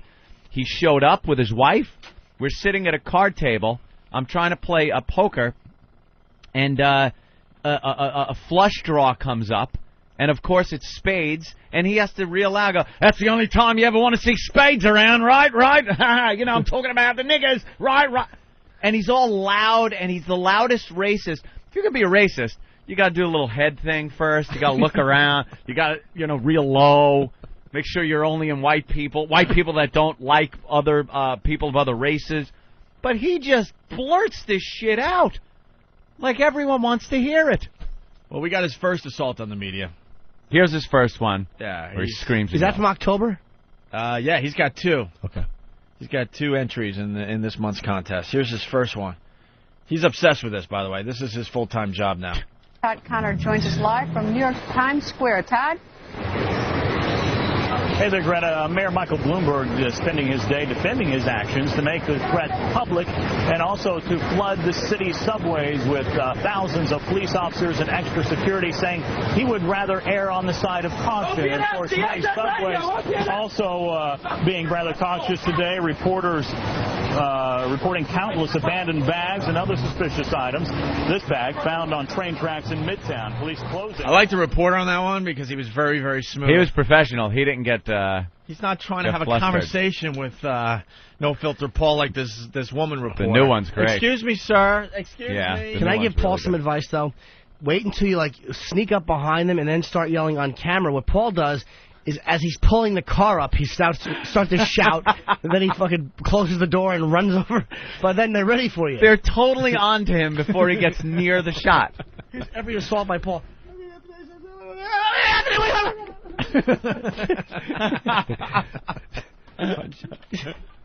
is this a news truck? Yeah, I'm just calling about telephone. Opie and Anthony, XM Satellite Radio. I'll be there in like 20 minutes. Keep the camera rolling. Why has no one used a bullhorn yet? Ooh. Opie and Anthony, XM Satellite Radio. Now that would rock. Yeah, use a bullhorn. Our latest thing is we want the fine folks to engage the reporter. Opie and Anthony, XM Satellite. No? That's a little too early for that, Ant. Ooh. A little too early. That would work. Okay, Boy, would that screw up a broadcast. Once again, here's No Filter Paul's latest attempt. Good evening, Brenda. There is nothing nice about an impending nor'easter. I got to tell you, it is seriously windy out here right now. Maybe gusts 25 to 35 miles per hour right here at the beach. People are getting worried. They're getting prepared. People are getting... Hey, get your stuff out of the way here. Excuse me, sir. All right. What do you think about that? Excuse me, sir. Please get out of the way. People here are getting prepared. Sir. What do you think about that? She's still polite calling him sir, too. That's why they're called pests. Sir, could you step out of the way? Yeah, you can listen to that. Oh, okay. What did he say about something Channel 9? Was she on Channel 9? I don't know. Let's say hi to Paul. He's right here. Here he is. No Filter Paul, everyone. Paul. Gentlemen. How are you? Hey, you lunatic. Hi, Paul. How you doing, Jimmy? Good, buddy. Back. Thank you, man. What did you say about Channel 9? I couldn't quite hear it. Well, actually, I have to give credit. There was another guy with me. The second half you were hearing was this kid Chris from Wag Wag who goes by the name Limpy McSinkfucker. Limpy McSinkfucker? Yeah, I got to give him credit. He was the one who said, "What do you think about that?" at the end. That was actually the third assault we did that night. The what assault? The 2+1 assault. No. Yeah, but what would that be called? The what? The one less than fourth assault. One less than fourth. I'm going to hang up on you unless you play along. What is it? The third. Third. The third assault. It was third, not the fourth or fifth. And the reason we didn't get behind those guys and prepare was they were facing the ocean and there was absolutely nobody else about. And every time we drove past all these TV trucks, they kept noticing us. Oh, okay. Yeah, so actually the guy Chris on his own, he did Channel 7. At about 5 p.m. and he totally missed. He was, did it while they were showing the video. And great. Yeah, it's tough. Yeah, exactly. But the guy from Channel 7 chased him and took his hat and his WOW sticker and tore it all up and threw it in the sea. Threw it? Yeah. Threw it in the sea. In the Yeah, sea? in the ocean. In the sea. Arr. Because Channel 7 are getting hit. They've probably been hit like, what, 6-7 times this month? Yeah, they've been hit a lot. Yeah, they've had they're enough. not popular. They're not funny at all. They've really had enough of us. But the best one was the second one we did. We didn't get on camera, but you just heard us shout for 1 second. Channel 12 in New Jersey, which I think is just begging for attention, so they wanted us to do it. When we ran up there, after we did it, the guy's like, you didn't get on camera. Why are you guys doing this? And the other guy, Chris, he ran off, and he noticed I was talking to the reporter. The reporter had a conversation with me about it. Oh, really? Do you have a copy of that? I don't have a copy of him talking. I have a copy of just a split second of us shouting. It's not even worth, posting. But not worth it. Nah. Right. He's like, why didn't you guys just let us do our jobs? And while he was talking to me, his camera guy was writing my license plate down. And I'm like, why are you writing my license? What are you going to get me charged with being on a public sidewalk? There's nothing they could do. Nothing. Yeah. They're just trying to scare our pests. As long as you don't touch them, there's nothing they could do. But the worst part of the whole evening was we actually videotaped the UPN 9 one from behind the scenes, but it got wet in that huge storm. And the guy, Chris, got grabbed and slammed against the UPN 9 truck, and the video got trashed. Oh, really? Yeah, I ran off right after he said, what do you think about that? I turn around, and this guy's got him by the scruff of the neck, and he's like, you guys want to fuck with me? And he slammed him against the UPN 9 satellite. They're losing their minds. Yeah, they really are getting a little touchy about these things. Not happy at all. I was hoping that guy would call. I don't know where he is. Yeah, all right. We'll get him on later, maybe. What costume are you going to wear tonight? I am coming as the Black Sheriff from Blazing Saddles. Oh, all right. Oh, that's good. Of course he is. He's going to be in blackface, right? Well, you know what it is? He wants to finally get laid. If I can get laid, it's getting blown is the problem in my house, All right. Mm-hmm. Well, Paul, thank you. No problem, guys. I'll see you tonight. See you tonight, sweetie. Thanks for all you do. Yeah. All right. Well, that's a good one. We're going to have a winner of the contest. We'll announce that on Wednesday, and then we'll start it up for November. Yeah. All right? He's an animal. We love it. Attacks on the media. Just, you see your local camera guys around town, get behind them when they do their live shots. Yell out something show-related, and you could win a wonderful gift. Too bad the prize isn't better. Yeah? Yeah, because I know I might be claiming that. Fucking assault on the media. Yeah? Yeah, maybe you point Opie and Anthony out. Maybe that counts as an assault on the media. Maybe you win a little something. Well, maybe you do a ridiculous bow. Maybe. On TV, and you win a prize. Let's say me and you go to dinner, and let's say we take that asterisk option. Fuck off, Hawk. Poor Eric. Hey, did we find the broadcasting cable thing? Printing it out right now. We're printing it out? Oh. All right, because they got it all wrong, this whole assault on the media thing. What did they say? Now you've piqued my curiosity. Here it is. Ooh. This happened while... Than? Thank you, Than. Hot off the presses, is it? Indeed. I don't like how this order gets me the page last now. All right. And there are sometimes Than will be chit-chatting with Jim as he's as I'm waiting for copy. It's true. Here Whole we show go. gets held up. This is why we don't have much respect for the media in general, because they get everything wrong. Wow Alert by John Egerton, broadcasting and cable. Ugh. We understand there are some local TV news directors out there concerned that XM Radio shock jocks, Opie and Anthony, are targeting a new WOW campaign, Whip It Out Wednesday. What? No, you fucking homo. It's Whip 'em Out Wednesday. And it has nothing to do with WOW. That's a separate thing unto itself. Right. And So it's Whip 'em Out. Oh, brother. Not Whip It Out Wednesday. That means we're encouraging guys to whip out their cocks. Don't make us explain it. Maybe It's you want to embarrassing see for cocks, me. John, but we don't. We understand that there are some local TV news directors out there concerned that XM Radio shock jocks Opie and Anthony are targeting a new WOW campaign, Whip It Out Wednesday, toward their remote news broadcasts. The pair, banished from Infinity's New York station for a contest promoting sex in public places, has long encouraged listeners to get naked in arguably inappropriate places. What? We never did that. Where are they getting that from? Well, there's been a couple of instances. But they're kind of melding a bunch of they're things making together. it sound like that's all we're doing. The pair, Encour- banished from Infinity's New York station for a contest promoting sex in public places, has long encouraged listeners to get naked in arguably inappropriate places, including flashing truckers who are better left to concentrate on the family sedan in front of them. Family sedan. Map, map. And a notable breast bearing on the Today Show. Concentrate on the Packard in front of them. The family sedan. Concentrate on that Edsel. At press time, we could not independently confirm the concern, but in the wake of the FCC's crackdown on indecency, broadcasters have a low threshold for surprise exposure to fines and possible license revocation. We'll keep you posted, but news people may want to keep an eye out for people with trench coats, zip-up blouses, Velcro closures, wraparound skirts, kilts, ... They're being funny. Then the article just kind of fades away. It ends with ... Don't they understand that it has nothing to do with nudity? This has nothing to do with nudity? The attack on the media? Assault on the media? It's just getting in the shot and yelling something like, O&A, Party Rock, O&A, XM Satellite Radio. The nude thing, it's not nude, it's just girls flashing their cans at guys that have WOW on their vehicles somewhere. That's the WOW campaign. The encourage listeners to get naked in inappropriate places seems to be a tie-in to the Sex for Sam thing that we used to do. It got us in big trouble, Buster. Well, there was that time we asked Danny to moon everybody on Fox News.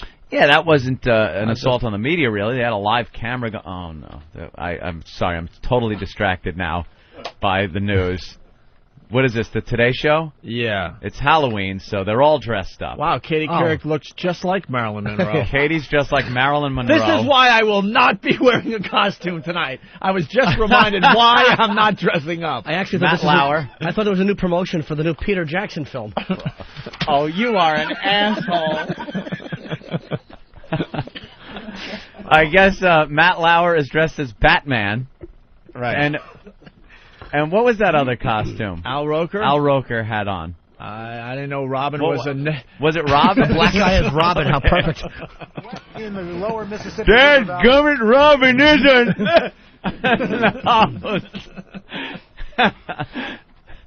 Okay. They looked ridiculous. Yeah. Is he Robin or... No, that isn't Robin, is it? Is he a What is he... He's just a superhero. None in particular, I don't think. Maybe someone can help us out. Well, I can think of one maybe you want to call him. Don't think of it. What, you want Not Batman. You want to think of black superheroes? No. Well, no. Spawn. I think he might have been Spawn. Yeah, that's exactly what Jimmy was thinking. Yeah. Yes. He was Spawn. Something like that. What? I said a word. Very inappropriate.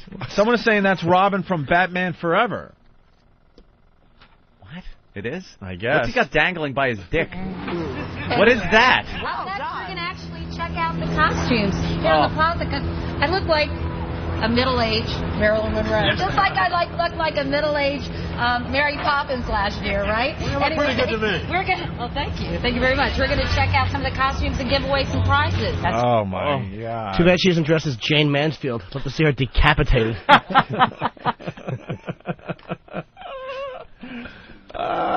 Let's say hi to the Mad Mexican. Mad Mexican. Hey, how are you guys doing? Happy Halloween. Hi, fella. Hey, is it really the Mad Mexican? Yeah, it's definitely the Mad Mexican from... Shut up! We could tell it's him. You're a broadcaster. Don't you know when to shut up? No, not at all.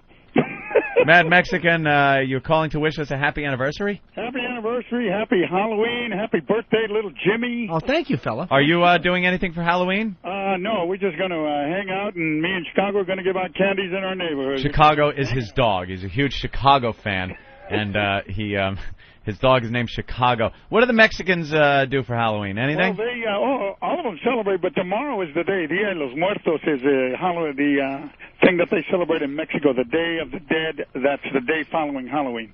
That's what they celebrate in Mexico. Really?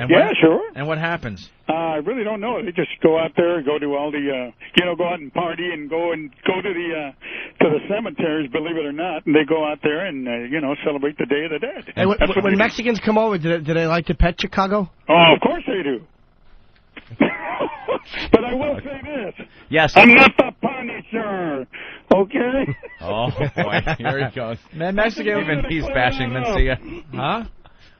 I just wanted to clear that up, that I'm not the Punisher. Mm-hmm. He's not the Punisher. Yeah, I was listening to you guys this morning when you were they were doing the worst of O&A, and I was listening to you guys. You guys were really laying into some people this morning. What do you mean? I go, you guys are brutal, man. What do you mean by that, Mad Mexican? I know who it was.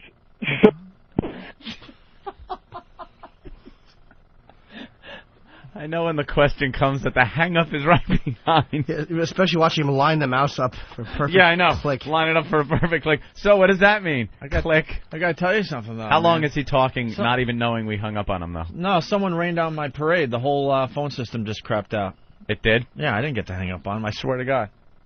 The whole system just went down. The phones literally exploded. Yeah, there were about 10 or 12 calls on hold, and... I hate when that happens. And now... Here they are. Now they're coming back. Go no, I swear I didn't hang up on him that time. Someone's suggesting we do an attack on the media on the Today Show. We've done that before. That's been done, and we've suggested it. It's a great opportunity. You know, they're live out there every day. Right. You could do a real good one. How about if someone just jumped over there and started, I don't know, dancing around, doing a little jig on the floor there? Yeah, why not? Why not? What? I don't know. I'd love to see a little jig on the Today Show. All right. Mad Mexican. Hey, how's it going? Ah, there he is. Yes. Our phone lines seem to have... No, our phones really did just explode. They all cut out. Sure. But I just called to wish you guys a happy Halloween, a happy anniversary to you guys. You guys are doing a great job. Do the Mexicans, Mad Mexican, do the Mexicans use the piñata on Halloween? Oh, of course. Really? For any occasion. Bring it out. Let's go. So what exactly were you saying? Like, who is the show killing? You guys were hammering Celine Dion. It was the Celine Dion with the Hurricane Katrina thing over in New Orleans. You guys were brutal to her. What do you got planned on your show today? Today we just... I don't know why that makes me laugh every single time. Phone system. Damn those phones. Damn guy's the only one brave enough to call us from Washington, and we hang up on him. How's Elo? I haven't talked to him in a while. We know he's on vacation. I know he's firing people left and right down there. Has he fired anyone? Oh, my God. When we go back down to Washington to the compound, we're not going to recognize anybody. Who's he It's firing? going to be all new people. I haven't... He doesn't call it firing, though. What does he call Giving it? him the home version. Yeah, and the giving him the home version. It's great. The BlackBerry lights up, and he basically says, "Do not contact this person anymore." You ever notice that on your BlackBerry in your emails? You'll see one from Elo, and it'll be like, "Oh, this is important. Let me check this out." And you look at it and it says, "Such and such a person does not work for XM anymore. Do not contact them. Any questions? Call me, Eric Logan, the Terminator." He's a scary guy to people, that aren't us, I guess. We just kind of laugh at him. Even though he is the boss, you don't see him as the boss because... No, we don't really... He's not bossy. I don't see him as the boss. He's never bossed us around. Yeah. He has made suggestions. He takes our input, things like that, but he's never said, "O&A, you do this, I'm your boss." And until he does that, we still laugh at his bad haircut. And now his haircut's gotten... Has it? Yeah. Yeah, his haircuts are fine now. Yeah, if you're starring in Caligula. Yeah, he does have that. Last time I saw him, he had a normal haircut. Did he? Yeah, he's back to getting good haircuts. I should show you a fine picture I found of Elo, being the big corporate boss. When I'm like taking my digital pics off, he has held a camera out, and like how you take a picture of your own face on someone else's camera. That should go up online. That's a really awful shot, and I have it. You do? Yeah. No, I wasn't even... I just figured I'd do that because I wasn't listening and I wasn't sure. Oh, no, I wasn't even making... I was just saying because he took a picture of himself, you hold the camera out and do it, and I forgot I had it until we just talked about it. I was looking at the costume contest that's going on. Yeah. On the Today Show. One person dressed as the Empire State Building and holding a baby dressed as King Kong, which is very convenient. You can hold the baby with you. Why are they handing the baby over to Al Roker? Yeah, shut up. Get that kid off your shoulder. What happened to the Mad Mexican, by the way? I'm right here. I don't know. We had him on the phone, and they keep cutting off. Yeah, it keeps cutting off. Are you still now there? The phones don't seem to work. We're trying to plunk down line 1. Hit line 1, Ope. See if we can get... No? Hello? Hello, I'm right here. Hello. Yes, I'm here. I hear something kind of in the background, but I really it's the whole system. The whole system is screwed up. Kind of, yeah, the system. The Mad Mexican to call back, but the whole stupid system, we got no phone lines on. No, it says he's on line 1. I'm still on the line, by the way. Hello. I'm still here. Hello. There's something happened, but I can't hear exactly what it is. Hola! Mad Mexican, No? where did you go? Hey, I'm right Because the here. line is still showing that there's somebody here. Yeah. I'm still here. All right, he's messing with us now. Yeah. No, I'm not Oh, he got us, boy. Yeah. He got us calling up and not talking. No, I Ooh. wouldn't do that. Mad Mexican. Wow. Ooh, you got us. Hey, I wouldn't do that. You know what it is? He probably thought that we hung up on him because his stupid phone system blew up. And Sometimes we do, but the phone system screws up, and people get hung up on, and some people don't understand and try to call back and tie up the lines. You'd think this guy would be a little more professional, working for the same organization we do, and not interfere with our show. Hey, Mad Mexican, if you're out there and you're listening, call us back because unless you're goofing on us, then don't. Yeah, then don't. Okay, we got the sex offenders on Halloween audio finally. Listen to this. We were talking about this about an hour ago. Some pretty creative measures. In Westchester County, level 2 and 3 sex offenders will receive an invitation to a Halloween party in the mail. With However, E-Rock. the party will be here at the probation office, and it's an educational program. If they don't show up, that knock they hear on the... Hold on. I love that. Hold on. Mad Mexican. Yeah, I'm right here. I wouldn't do that to you guys. Mad Mexican. What are you doing? Hello. Hello, I'm right here. Opie, I think it's you, actually. Are you actually clinking on it and then, putting a dead phone line on the goof? No, I'm not doing that. I'm not goofing on you guys. Mad Mexican. Hello? Hello, I'm right Someone here. in the production room said Mad Mexican called back. He was on line 1. We hit line 1. I don't hear anything. Right. I'm hearing like static. I just wanted you to... Hello, Ask Mars Mad if the Mexican. phone system is screwed up. Mad Yeah, it Mexican, you're on. Mad Mexican, hello. Hello, I'm right Hello, Mad Mexican. Nope. Mars! Damn it. The reality is... Well, there's other phone lines to see if anybody has clicked on. Mad Mexican, if you are there, do not hang up because it might be the whole system. Unless you've got, is he still there? If we have to I'm still reboot here. this system now. The reality is, do we really want to talk to the Mad Mexican? I want to know what's going on down there. I want to make sure our phones are operative. Yeah. Right. Mad Mexican's a good test because this is the third time this has happened. I'm still here. Hello. I'm still here. Let's consider ourselves lucky today that we don't have to talk to him. Yeah, That is true. That's true. Do we really want to hear about him and his stupid dog anymore? Can you guys hear me? Nah, I don't let think me go the to phones are another line. working. Are we going to, All right, let's play the sex offenders audio. Okay? Okay. Sex offenders on Halloween, they're not allowed out, I guess. Yeah, very serious. Let's start this again. Some pretty creative measures. In Westchester County, level 2 and 3 sex offenders will receive an invitation to a Halloween party in the mail. However, the party will be here at the probation office, and it's an educational program. If they don't show up, that knock they hear on the door tonight won't be trick-or-treaters. It'll be the cops. It's a way to keep kids safe. In New York, some 800 of the worst, most dangerous sexual offenders have been ordered to obey a curfew starting at 3 this afternoon and running until 6 tomorrow morning. It's much the same in New Jersey. The 2,200 sex offenders there must be indoors by 7 tonight. They cannot open their doors to trick-or-treaters. They cannot go door-to-door with children, and they cannot go to Halloween parties with children. Westchester County has sent letters to sexual offenders asking them to attend a special educational program. Those who don't attend tonight will get a visit at home from probation and police officers. Officials on Long Island will be making similar checks. Holy crap, that's funny. Trick or treat! Look, I can't open the door. I'd really like to give you some candy, but I can't. Wow, that's going to be very frustrating. Oh, right there on the other side of the door. Mister! Dick's all aching. Oh! Oh! That's like the hottest chick right outside your door knocking. Hello? Hello? I want to have sex with you. I can't open the door. I'm not allowed. You got to just stand there with your ear next to the door and jerk off to their voices. What'd you say? Trick or treat. Smell my feet. I'd love to. Give me something. Oh, I'd love to give you something good to eat. A pile of leaves in the woods somewhere. Hey, mister, you got any Snickers? Yeah. Mister, can I use your bathroom? I'm alone and I got to make a poop. Damn it. Trick or treat! Please go away. Could you please go away? Trick or treat, mister! I know you're inside. No, please go away. Stop ringing the bell. I'm not allowed to open the door. What are you wearing? What costume are you wearing? I'm Dorothy, mister. No, not from the Wizard of Oz. From the Golden Girls. Mama couldn't afford no costume, so I'm just wearing my underoos. Mister, why is your snake poking through the letter hole in the door?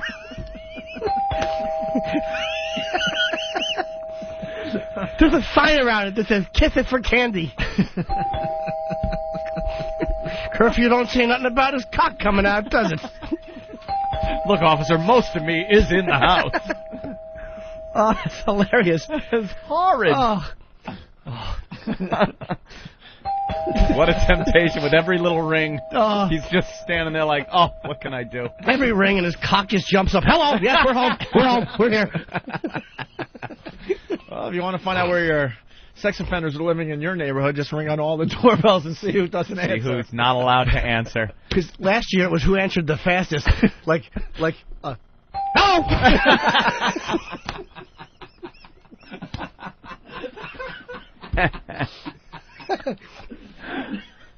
I'm here, don't go away. I'm here. Here, Kenny, here. Come on.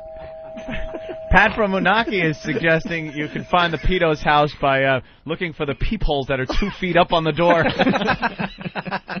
Very funny, Pat. From Mudachi. I think we have... And wait a minute. Now, am I to understand that they're inviting these people to some type of get-together? I don't know. At a precinct? We were too busy laughing at this horrific story. We were laughing too to much. listen to what the cops are actually doing. Let's re-listen to the audio. I think we can get a little more out of this. All right. And then we got another clip we got to play. Okay. It's the New York Civil Liberties Union. Of course. Oh, they have to get involved. Of course they are. Then the serious part of the story will come on. Of course they are. Some pretty creative measures in Westchester County. Level 2 and 3 sex offenders will receive an invitation to a Halloween party in the mail. However, the party will be here at the probation office, and it's an educational program. If they don't show up, that knock they hear on the door tonight won't be trick-or-treaters. It'll be the cops. It's a way to keep kids safe. In New York, some 800 of the worst, most dangerous sexual offenders have been ordered to obey a curfew starting at 3 this afternoon and running until 6 tomorrow morning. It's much the same in New Jersey. The 2,200 sex offenders there must be indoors by 7 tonight. They cannot open their doors to trick-or-treaters. They cannot go door-to-door with children, and they cannot go to Halloween parties with children. Westchester County has sent letters to sexual offenders asking them to attend a special educational program. Those who don't attend tonight will get a visit at home from probation and police officers. Officials on Long Island will be making similar checks. All right, so they have to show up. How frustrating is that? Like, the doorbell's going to be ringing, the little happy voices outside, and you're going to be against the door inside just listening and jerking off, and you're going to look like Mark Wahlberg when he's detoxing in Boogie Nights. Remember when he's got his head on Annette Bening's lap and he's just crying and sweating? How embarrassing is it to show up at this little party, this little soiree they're throwing for the sex offenders? Because now you got to show up all in the same room looking at each other. Yeah, I'm one too. Yeah, hey, I didn't know. How are you? Do you have to go in a costume, you think? Yeah, it's Halloween. They kind of make it sound like a party. Make them all wear goofy costumes. Oh, is that horrible? You can probably only dress up in certain costumes if you're a sex offender. That's probably the rule. I would think. Nothing child-related. Yeah, like if you paint your whole body like a candy machine and you paint a Snickers wrapper on your penis, that's probably against the rules as far as the police are concerned. All right, Mars is telling us that the phones are working again. Okay, fine, Mad Mexican. Oh, right. yeah, they're working. Mad Mexican on line 2 this time? What line is he on? 2? Opie? Because he's been calling on 1. Mad Mexican. Hey, are they on again? Can you hear me again? I wish we could hear him. Right. No. Hello. Yeah, I'm here. I don't know. Hello. Phones, gentlemen. Mad Mexican. Hi there. Can you hear me? Is it 2 or 1? Line 2? All right. Can you hear me on that? Push down line 2 and Mad Mexican. Now. Hello. Can you hear me now? Hello. I'm not getting anything. There's something there. I hear something. It's not a dead line. Why are we wasting time? With the phones. I don't know. I know, you don't want to be rude with to the your guy. phones. Why are we wasting time? The guy's a bore. No, I wouldn't do that. He's messing with us, and we're falling for it every time. I'm Dummies. not messing with you guys. You know, if he thinks this is a funny joke, to be calling and not talking, we have other things to get to. What's that supposed to be? Some kind of sick joke? No, I'm here. I wish the Mad Mexican was get his head and his ass wired together, or I will take a giant shit on him.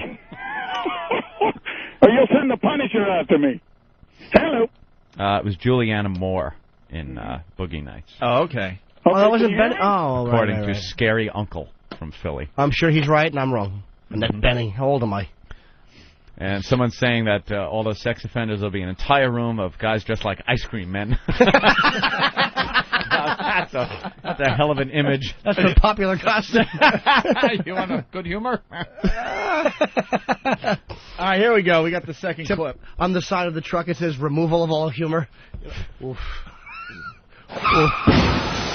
Wow, too bad you don't have a flip down the embankment sound for that one. Here we go, the second clip. The New York Civil Liberties Union is questioning the various plans. It has not gone to court, but there is open debate about the effectiveness and legality of such crackdowns. Are we, in fact, protecting our children more by not having treatment up front and continuing and having these very media-publicized restrictions? I think the answer is no. Still, police say the best way to keep your kids safe during trick-or-treating is just to go along with them. Now, for young teenagers, though, who don't want to have mom and dad along, make sure they take a cell phone and check in often. Yeah, for those teens. All right, this is getting ridiculous. Smell my feet. Give me something good to eat. Mad Mexican. Hey, I'm getting ready to start the show, guys. Can you hear me? Can you hear me? Again? It's not working again? Man! It's not working. Hello. What an ass. What a complete ass. Thank you. I really wish we could get him back for one more. Guy just wants to wish us a happy 1 year. Just tugging his uncut chain. Actually, the chain doesn't move, just the skin over it. Like, you pull, and a foot of skin comes down, and the chain remains the same. Oh, it sounds like a fruit roll-up being peeled. That's lovely. Fucking disgusting, Jimmy. Let's say hi to Mike in Michigan. Mike? Hey, boys, how you doing? Hey, man. Hey, Mike. Hey. Hey, listen, I got a friend, the registered sex offender. When he was 16 years old, he apparently had sex with a 12-year-old. Well, it wasn't discovered for a while. When Mom found out, Mom had him prosecuted. At 17, he went to jail for 5 years. He'll have to register for the next 25 years as a sex offender. He's 27 now. And been out of jail for 5 years. And this is there are some guys, the high-level ones, I think that's, the ones... This guy's defending his friend right here. Yeah. He's calling up, and he's actually defending him like, hey. I am defending him. Yeah, because he was 16 years old. 16, and he had an affinity for 12-year-old girls. She was 12. She was going on 13. Yes, sir. 12-year-olds typically are. You're telling me that you weren't tapping anything young when you were in school? I think I gave up the 12-year-olds by 16. Yeah, I did. By 15, you gave them up by 15.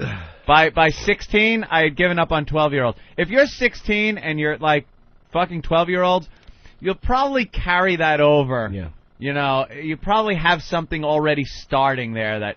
Well, if you met this guy, if you knew this guy, you'd sit there and say, you got fucked. You got. That's a big age difference. I mean, 16, you're already hitting puberty and stuff, and the 12-year-old girls 12's aren't. a little rough. Yeah, and when you're 22 years old and you see some 18-year-old hottie coming up to you, you guys see it out. But that's fine. That's fine, and the 18-year-old has reached puberty. I think it's all about the puberty thing Dude, more if you're than anything. 50 and she's 17, it's fine. They both No, she's not. No, it's not. puberty. No. Sure it is. 18. Oh, 17's All fine right. in some No, states. there's only some states. There's only a few years of difference. All I'm saying is don't bust every second. Yeah, but sir, are you trying? Yeah, but this is what you're trying to. You seem to be trying to make a point that if the guy is one age and she's 4 years younger, that's a difference. Like if all of a sudden they're different. Yeah. Oh no, Jimmy, I know there's a big difference. I know there's a big difference between No, but 22 that's and not what I'm 18 saying. and 16 and 12. No, but the point I'm making is that what about all of a sudden it's a few years later? So you're saying that you're supposed to add that 5 years to the 4, and it doesn't make any difference. Well, all I'm saying is that... No. It was consensual, and he... Look, no one's arguing the point that some 12-year-old girls are some real sluts. Good point, Ed. Good point. But, we have to protect them from themselves. Had to be said. There you go. All right, Mike. There are some hot whore-bag 12-year-olds out there, aren't there? But it's not for us to... what an asshole. Mad Mexican. Hey, how's it going? Mad Mexican. Hey, what's up, buddy? Hey, what's happening? Hey, I wasn't ragging on you guys. Something wrong with the phones. That's not my Yeah. Well, we got the phones working. You're about to start your show on what channel? On XM 92. You're going to give us a big intro today? Oh, but of course. All right. I'd like to hear that. You guys. And finally, we got you live on the show. What do you want to tell us today? I just wanted to say...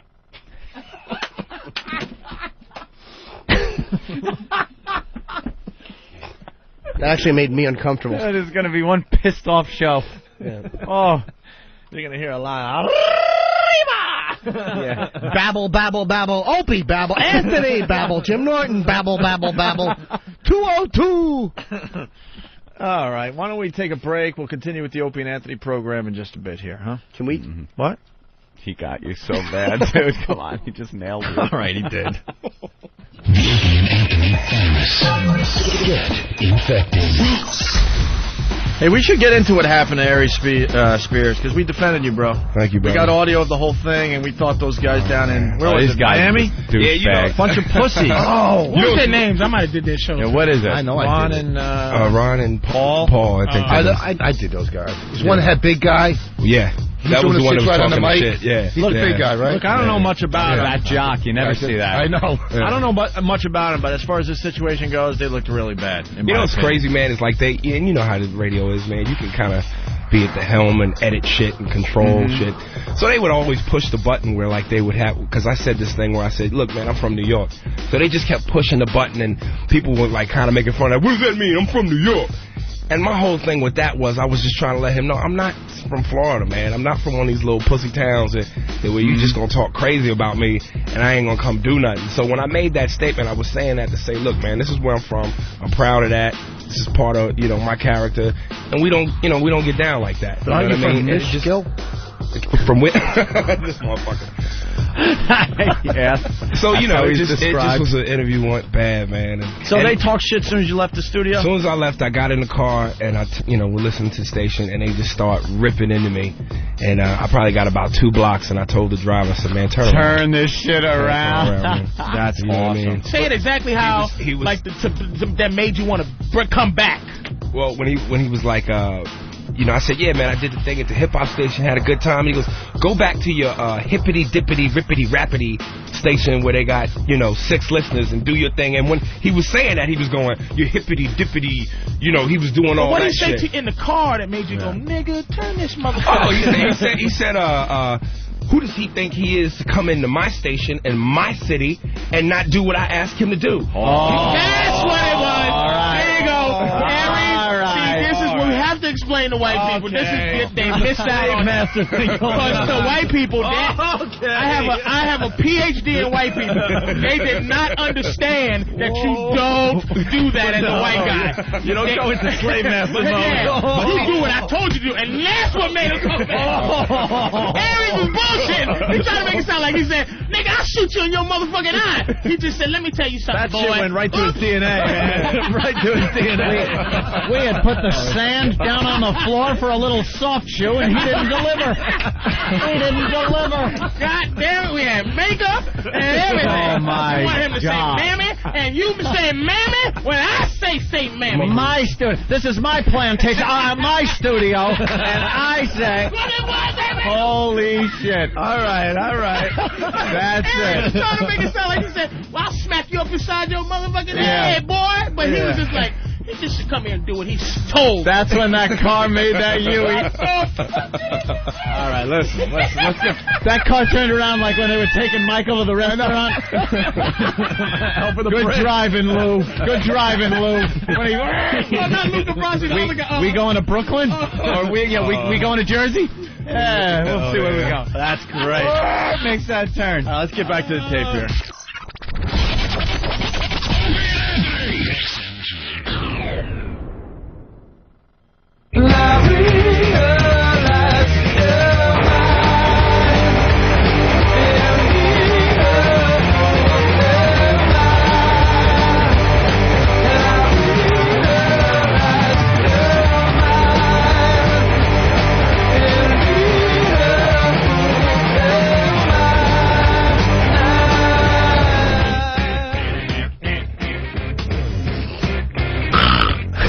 Who was snorting? Probably me. Was it you? I heard a little snort. How are those Jimmy. sinuses treating you? Same as always. When I'm done shooting and we have a next break, I'm going to actually get them fixed. Probably You are? Thanks, baby. Yeah. I just haven't had time. That hurts. Jim Norton's back all this week. Yes. How's LA going there, buddy? The shoots are going very well. Yeah. And I'm going to actually get you guys the number. A lot of O&A fans have been showing up. There's a new audience coordinator, and I forgot, Opie and Anthony fans are given, like, VIP treatment. Like, you get preferential seatment, and you're seated first. They get, like, the first seats in the entire place. She's like really first class. Great. Yeah, they really do take care of you. So the information's on Eat a Bullet on my calendar, and I'm going to burn a promo with Steve. So if you guys are out, you're welcome to come, and they're happy when the O&A fans show up because they have life. And once again, congratulations on the comedy special. Oh, thanks, man. Yes. It was great. Thank you. I'm going to have to see it on demand. Oh, yeah, it looked really thin and good. Yeah? Yeah. Wow. I was watching Chris Farley. Oh, no, Holy come shit. on. All right, fatso. I'm glad Jimmy brought that up. Because you taped that, 6 months ago, April. maybe? And he's been working out. It's two different people. Is it? Two different people. Really? I knew it was really weird. By the way, Jimmy, you're beating yourself up. You don't look bad at all. You really don't. But, I mean, the difference between how you look on HBO and what we're seeing now, yes, there's a big difference. It was almost psychological. Like, I knew I was going to do certain fat tit jokes, and it was weird. It was just like I knew I had to just get through this shoot, then I could start losing weight. It was really a weird thing, and I just was like, okay, I'm done with that, and I'll start working out. And once again, don't even for a second make it sound like you knew you had to do fat tit jokes. So like an actor that took the role, you gained weight for your part. You and De Niro. Yeah, De Niro. It was De Niro. Going to the same acting I knew I had to do the fat tit jokes, so I grew these big fat tits. Right. And then... All right, I'll accept that. I mean, I really am trying to come off like I'm some kind of a fucking... I did it for my art when the bottom line was I just like cookies. All right, I'll accept that. Fat-titted fraud. It was almost like what a pompous explanation that was. Almost, great. and then I decided. Then I decided, for this role, you look good. You look very good, Jimmy. Let it be known that your pal Opie was going to let you slide on that one. I was nodding my head and going with it. It was Anthony. What do you think? That's going to save you from some mispronunciation gaffe that he's going to skewer you with? Hey, by the way, could you fucking turn the heat up a little in here? It's brutal and holy shit. All right. Blazing. Can we turn it down? What a bunch of crotchety fucks we are We today. really are creeps. The Mad Mexican just started his radio show, and this is what he had to say. Maybe someone out there could translate for us. Welcome to the Morning Fiesta with the Mad Mexican. Oh, boy, we met it el lunes, día 31 de octubre, el último día del mes. Tenemos el víspera de todos los santos, also known as Halloween. Y quiero mandar las felicidades a Opie and Anthony. They are on alta voltaje XM2 02. Little Jimmy Norton también, toda la palomilla que se encuentra allí on the O&A show. Felicidades to you, felicidades también para Ron and Fez. Ron and Fez. Y van a tener un Halloween party, pero de aquí una fiesta ahí en Nueva York ahora en la noche. So, felicidades are in order to O&A, Little Jimmy, y toda la palomilla on the O&A show. I hear toilet a lot. Great. Now we're going to need a metal detector at the Hard Rock. Yeah. Oh, shit. Hey, man, where's the party? That's the wrong place. Hey, vato. I heard something that sounded a lot like toilet in there. I know. A couple times. The Mad Mexican. That's how he started his show. I like how he starts it with the, what was that, Speedy Gonzales? Probably the most hated racist character in cartoondom. He starts with that, huh? God bless him. Let's see. Derby Day from New York City. Most heard line at the pedophile Halloween party. Hey, you're wearing a clown costume, too. Yeah. Let's see. A lot of people commenting that you fucked up the net bending thing. Oh, yeah, I know. We remedied that. It's a mistake. Gee whiz, can't you make a mistake without people jumping all over you? It'll only be repeated a few times today. Hey, well, you know what I say to that? I mean, look, if I make a mistake... Oh, boy. Oh, no. No, we should not do that. What? There's some things we don't miss about Jimmy. Yeah, well, good You know, luck. let me tell you something. Bill Burr never farted into that microphone. He can't. He fucking queefs. Comes out the front. Quiet. It smells like raspberries. When Bill Burr is in, young man. All right, You'll be comfortable enough to fart sooner or later. Everyone gets comfortable enough to cut gassers. I don't. When you feel the power of that microphone by your asshole, you can't not do it. I don't. You haven't, actually. We gotta play something for Jimmy. Ooh.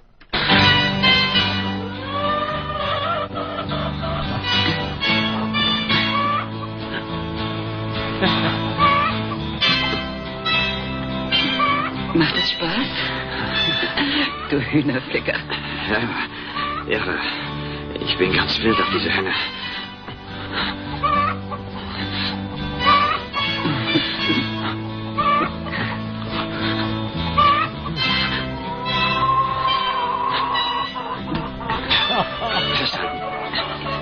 Ja. Ah, nun wird's gut. Ja, gleich. Gleich. Ja.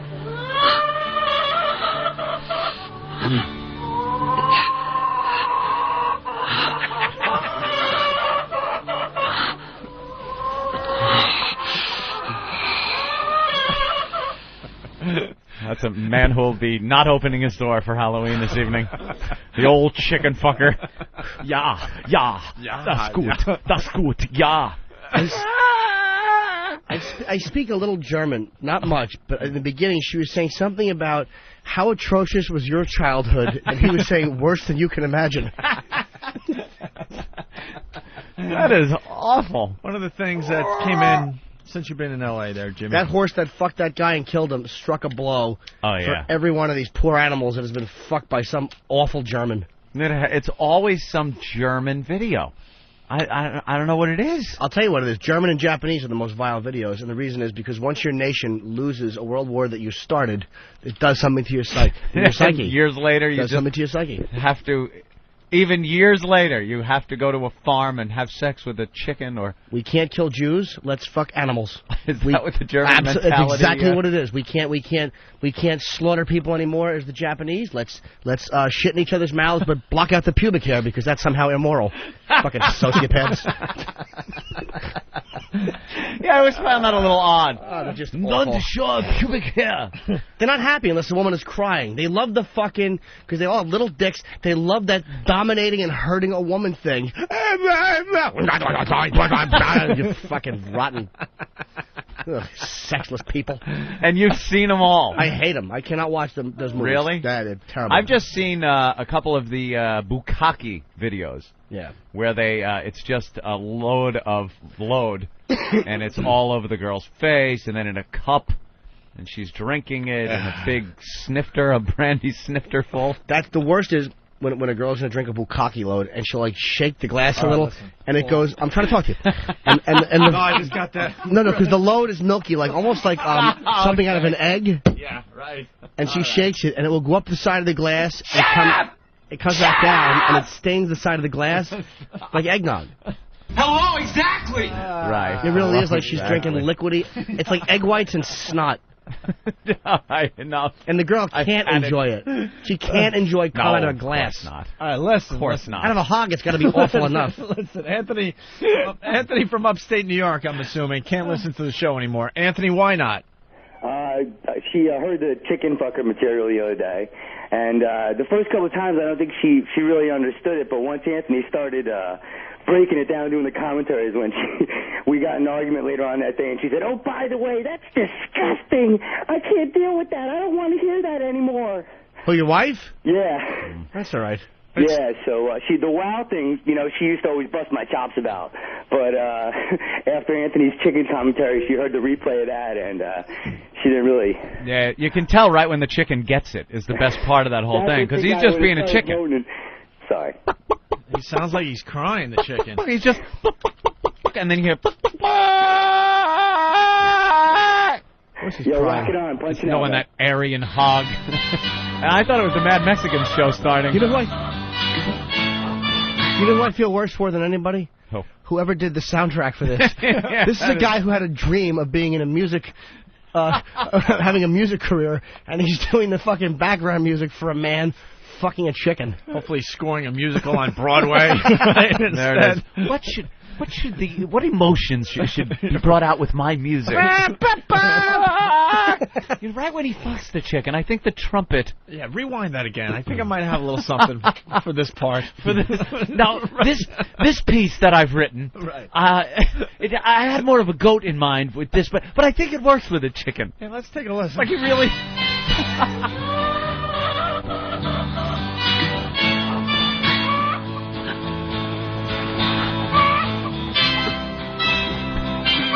Macht es Spaß? Du Hühnerficker. Ja. Irre. Ich bin ganz wild auf diese Henne.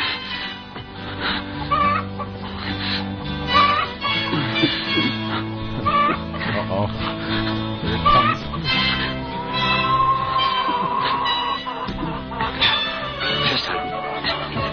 This is a giant cock. Ja. Ah, nun wird's gut. Ja, gleich. Ja.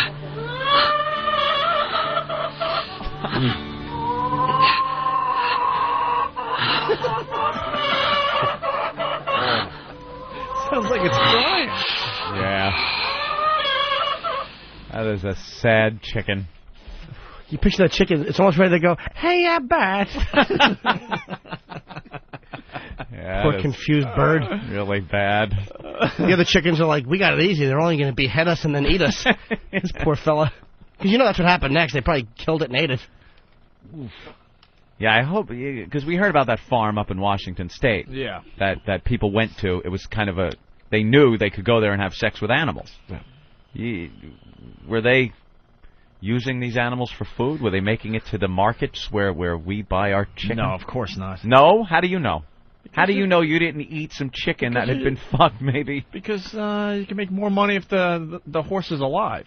The horse, but first of all, people don't eat horses. I'm talking about a chicken. A chicken right, die but when I'm you just fuck talking them. about animals in general. I mean, you know, they're worth more alive. Some. Not a chicken. You got to think you got to pay a fee. You can't just go on the farm and do this. Yeah, but you could get fresh chickens America in all the time. You don't want a stretched out chicken. You get the chicken. The German has sex with it. You ship it off to market, and you buy a new tight chicken. Yeah, but you try to get a few out of the chicken before you send it off to the factory. A few? How cheap could sloppy seconds be with a chicken? That has got to be the most discounted price ever. You let the Asians screw the chicken first. And then then you have like a... and then you work up to Tyrone, and then after Tyrone's done, then you ship it off to market. Off to Purdue. One thing black people don't do, I got to say, is they don't engage in animal fucking. You don't see sexual behavior like that? Some deviant, but you don't see typically a lot of like really filthy BDSM or shit movies or chicken fucking. You don't see the black people doing that stuff. Yeah. Black people will fuck a fat white chick all day, but you don't see them doing anything inhuman. Yeah. That's white people. We get that sewed up. And black people, stay away from it. That's ours. You're not stealing that from us. Yeah, please. You've infiltrated golf, for Pete's sakes. This just in, what, Opie? Yeah, this was just sent. Mad Mexican, who obviously does a music show because he has time to write into our program.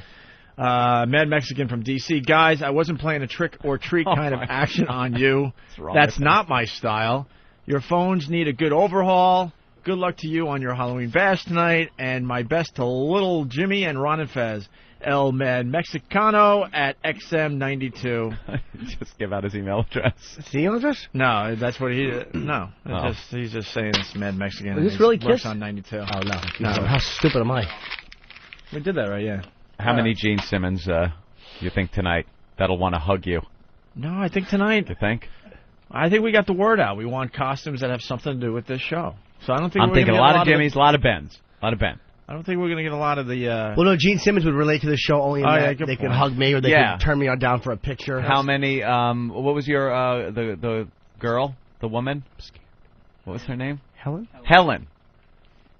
Jimmy had a little imaginary friend. We all go through periods of our lives where we maybe have an imaginary friend when you're a little kid. And Jimmy had one, and her name was Helen. And she had a big beehive hairdo. Frosted. And she had a very 60s look. A lot of mascara, maybe? I don't remember the mascara. But very matronly. You know who her face looks like? And this is before I knew who the woman was. Anyone that remembers Aunt Peg from porn.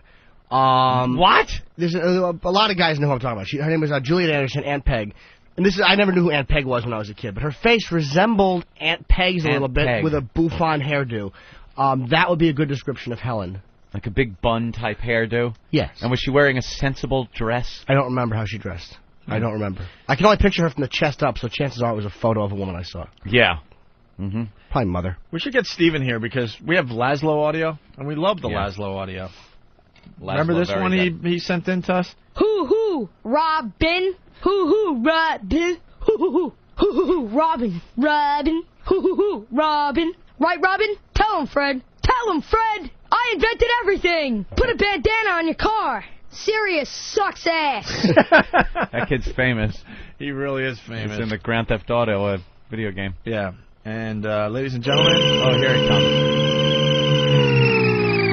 Setting down his hybrid vehicle. Hi, Steve. How was your vacation? Lovely. What did you do on your vacation? Worked on video for the Hard Rock and worked on... the video's really good, by the way. Really good. The marquee video we put together. Thank you. We're going to get some of this stuff online for the rest of the country? Yeah. Yeah. Myself and one of my... associates. No, it was Chris, who does a lot of the banner ads, who does... done a lot of stuff for us in the past. Oh, so is there pornography in it? None. Does a lot of the banner ads. Well, That's all I know when I click on Foundry. It doesn't matter what you put into the search engine or anything. I love when that porno pops up. Oh, it's you wonderful. could put, like, Jesus Christ in there and just get ads for teen ass sex. That is years of work, my friend. It is not easy to accomplish. But, yeah, we worked. The magic of the Internet, Steve. It really is. And did housework. Worked on my house. Worked on your house? I did. Now, how is that disaster coming? It's not actually... No, I didn't. I was supposed to go to Florida, but we were scheduled to go right as the hurricane hit. So. Oh, everyone panicky. Hold on a minute. But... Hold on a minute. I know exactly what you're going to say. We were... Anthony flew to Florida. I flew to Florida. When did you fly, though? Friday afternoon. afternoon. But you stayed down there. Like, didn't you go on a cruise or something like that? No. I stayed in Orlando. You did. And they said Orlando was pretty much going to be closed at one point. They were. It was great. We had all our little. I had my little Disney poncho on, and we were trotting through the Magic Kingdom. I was supposed to go to my mother's house on the west coast of Florida, and then I fly heard that back. was completely destroyed. There was no nothing. idea. You're a panicky Pete. I wasn't a panicky Pete. I had perfect timing, Scared man. Steve? I What were you? I flew into Miami as Wilma. Bear. As Wilma was barreling down. I got into Miami. The next day, they closed Miami and the airport and everything You make else. it sound like you're the last plane in and it's fighting the tail of the plane. I'm not even kidding. They closed it the next day. I was so close roughly to the last plane. 8 or 10,000 more flights came in after I you. was close to the last plane They out landed of in Miami. the eye.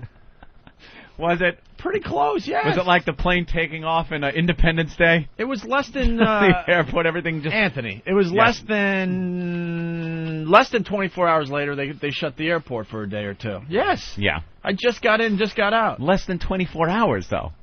That's hundreds of aircraft. I say that's pretty brave, my friend. It's not brave. It sure is. Don't get this false... I had weather maps and everything. I was like Googling and Google Earthing and all sorts of stuff. Were you tracking the storm? I was tracking. With I had Doppler. I had my 2,000 million. I had my Doppler God, and you did not. I made it just in time. Everyone now with their goddamn hurricane stories. Enough. And then I flew down to the Grand Cayman Island, and thanks for that secret, Grand Cayman Island. What? They don't want the rest of the world to know that Ivan did a number on that island. Their really? tourism bureau has got to be brilliant. I think their slogan is, at least we don't kill your white chicks. No? Well, they got their own problem because Ivan did a number last year, and they don't want people around the world to know that. What is it, just nothingness down there? Just ravaged? There's a lot of destruction still, sure. Yeah? Yeah, they're rebuilding a lot of the island. A lot of the island. Don't most of the islands down there look like that? They just look like that? It's called poverty? Well, not Hurricane poverty came through here for the past 100 years. I've been to people don't even know what a wheel is. I've been to a lot of the islands down the Caribbean, and the Grand Cayman, they're doing okay. Yeah? They're not as poor as some of these other islands. Oh, Bahamas, Nassau's not doing bad either. If you hang out in Atlantis, place is lined with gold. It's wonderful. I drove the island of Grand Cayman one day because I went down there to dive, and can't really dive when the surf's 15 feet and higher. Really? When they're just used to a little ripple effect. Oh, yeah. I mean, the water down there... Does it get a little, like, stirred up? Stirred up, oh my God. Can't see shit. It was like sludge. It was like 10-foot waves, no problem, for 2 or 3 days. Yeah, but that's on top. When you're diving, but they couldn't get the boats in. Oh. I was down there for a week. I finally started diving on Thursday.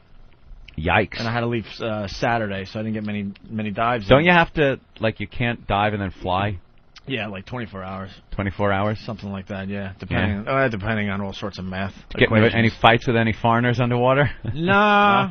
No Frenchman not duking this it time. out, cutting his air hose? Not this time. But Grand Cayman Island, I toured the island. I drove a car on the wrong side How of the road. big is it? It's big.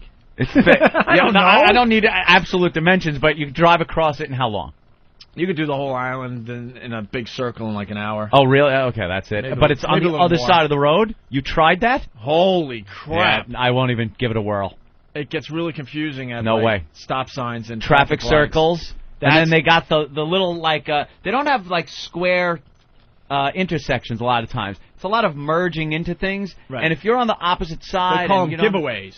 Giveaways. Or something like that. Give way? Giveaways. Give way. Giveaways or something like that, yes. When you were down in the Cayman Islands, did you happen to see a young lawyer named Mitch hiding while Wilfred Brimley chased him? Dude, wherever you went. I went to a restaurant, and they sat us at this table, and they said Tom Cruise sat in that exact seat. Really? And I went, big deal. Wow. And there's 50 other people who overheard it and going, but he must have eaten here a lot. It's in my seat. Wherever you go, this is the house that was featured in The Firm. Tom Cruise stayed here. He ate there. Yeah. Oh, my God. That's the movie's, what, 1993? Yeah. That's their big claim. And the guy who did the music in it is the same guy that did the chicken fucking music. It's the worst music in movie history. The worst. But you go to the other side of the island especially, and wow, it's still a disaster zone. Like, you see, like, really nice houses and mansions that are completely just blown away, man. You No one see right rebuilt through them? Problem is, you don't have enough workers down there. And then getting the materials on the island takes time. So there's, like, kind of a waiting list for people to rebuild almost a year later. You'd think someone would jump on that. You Like would it's a think. business there's opportunity. cranes and there's Money to be construction made. crews all over the place, but not enough, obviously. Oh, it's going to take a while. It's going to take a while. I'm going to invest in that. And I got to get a picture up Sounds on... like a good investment. I got to get a picture up on opieandanthony.com. I passed a house. You know, they don't like looters, obviously. We learned that with Hurricane Katrina and Yes. Rita and all that. And they have signs on their houses that are waiting to be rebuilt. Looters will be shot. You know the deal, right? Mm-hmm. But I saw this one house that had 3 or 4 nooses. Really? Hanging in their front yard as a sign, like... Stay out, no looting. I would fuck with this house if Yeah. I was you, type of thing. Wow. So Serious. And then we jumped in the water because the waves were like 10, 12 feet high, you know? And all the people, I was staying at the Hyatt, they all start gathering their beach chairs to watch us in the water. Because there's nothing to do if you don't dive in the Caymans. There's nothing to do. It's just scuba. There's really nothing else to see Yeah. except the dump turtle farm and you could pet some stingrays in Stingray City. That's about it. Yuck. You go there to dive, really. Yeah. So these people were bored, and we're in the surf, and they couldn't believe we were in the surf, so they're just gathering their beach chairs to watch us and talk about us, saying how crazy we are. When it's like a regular day at Robert Moses or something on Long Island with the big waves. That's all it was. When did you go to the Caymans? Saturday just got back Saturday. Okay. Just got back Saturday. So. I'm going to big waves. You don't? Why? Very scary. Why? The big waves. I like it. Nice, resort-like, flat water. Yeah. Blue. You can see the bottom. I should get Kenny on the phone though. Club Soda Kenny, Sidecar Kenny. Did he come? No, I hate traveling and stuff, and that's not my thing. So I just like when he does our trips, he picked me up and got me checked in and stuff. Do you believe he's using him as his boy? No, I pay him. But I pay him. He sets up the whole trip. He's unbelievable. But you had him come to your house? He's like, you want me to come? And I'm like, all right. Well, he insisted, kind of. Well, what did he do? He just showed up? Showed up, grabbed my bags, helped me pack. Oh, my God. Help me pack, because I don't pack till the morning of the trip usually. Yeah, we all know that when we go on group trips. Oh, is that what you're doing? We're all sitting in the van outside the apartment? Get the luggage, all our luggage packed a week before. And Opie, oh, what? Yeah, I just had to throw a few things together. It's like being in school and you have that big test. When I was in school, I waited to the last minute. It's the same with this type of thing. Yeah, but everyone isn't sitting there waiting to hand their papers in because you haven't yet. I understand. I understand it's very selfish, but I've tried. Is it cakey? Hi, Bill. How are you? I've tried to pack the night before. It just never works. So I get up early. I got up at 4, and I started packing, and Sidecar is running around helping me out.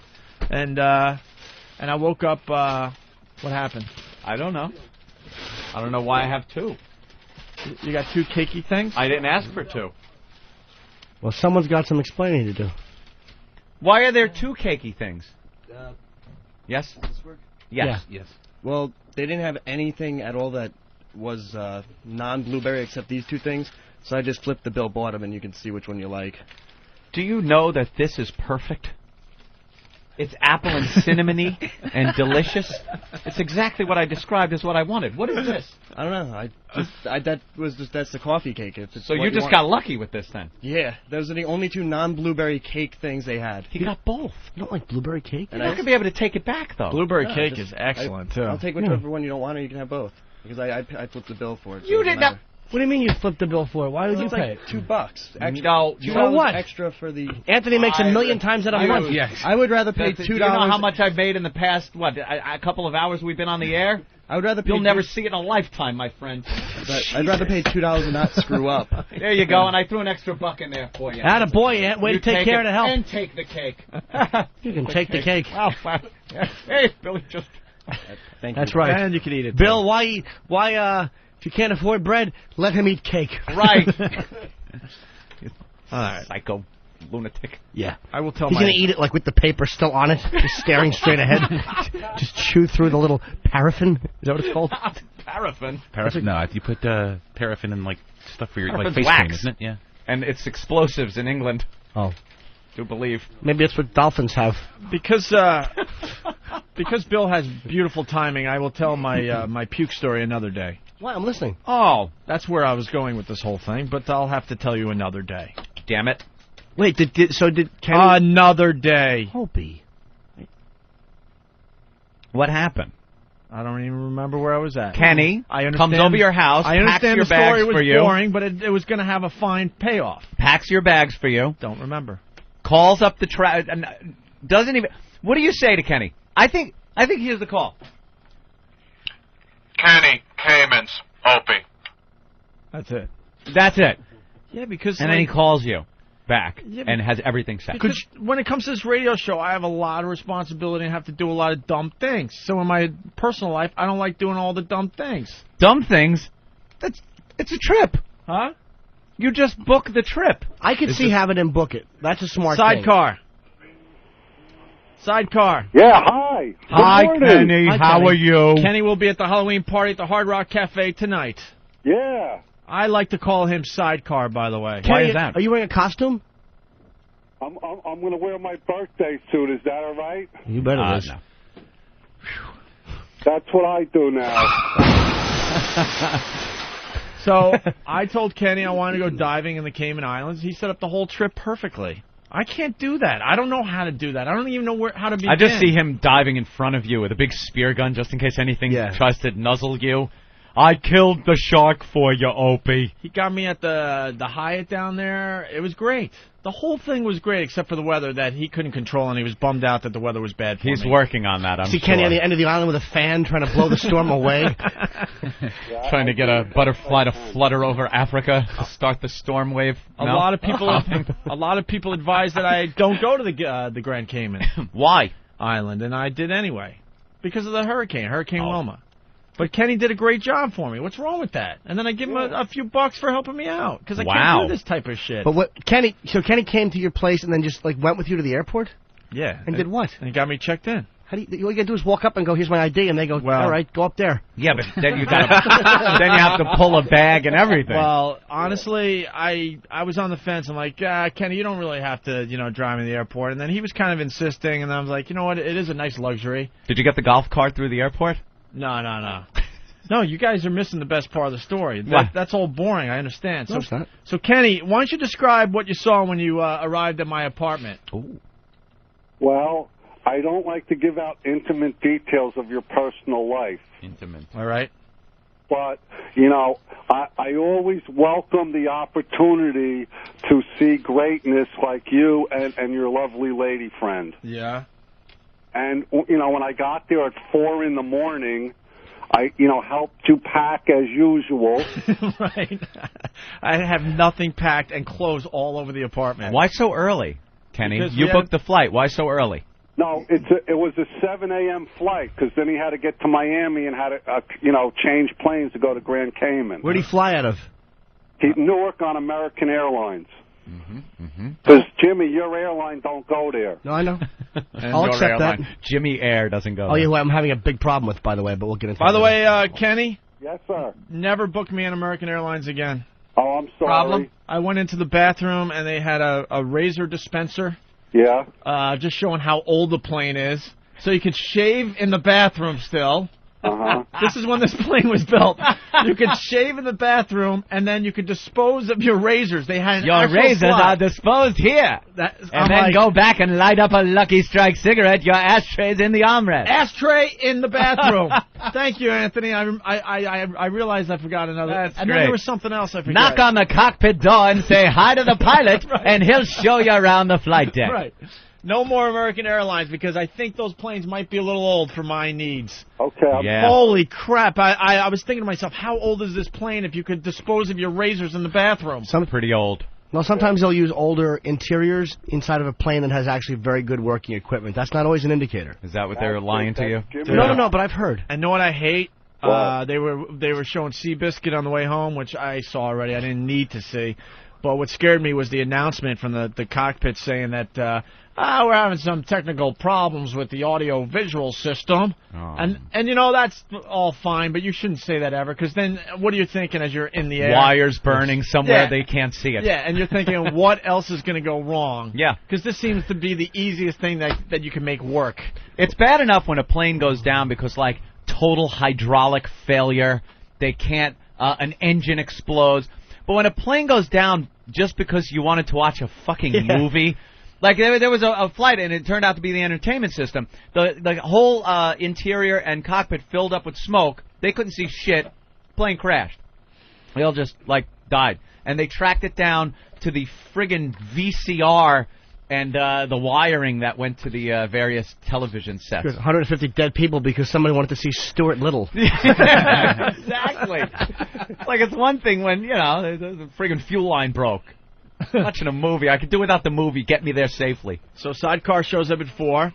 Yeah, do you want me to talk now? Yeah, go ahead, Sidecar. And then I was summoned to fetch him vitamin water at the corner store. All right, you know what? You got to... Vitamin water. I know you're trying to protect me here, but you got to tell them why. I was a mess. What was wrong with Opie? He was drunk. He was bombed. You were still drunk? Wait, you think I was bombed?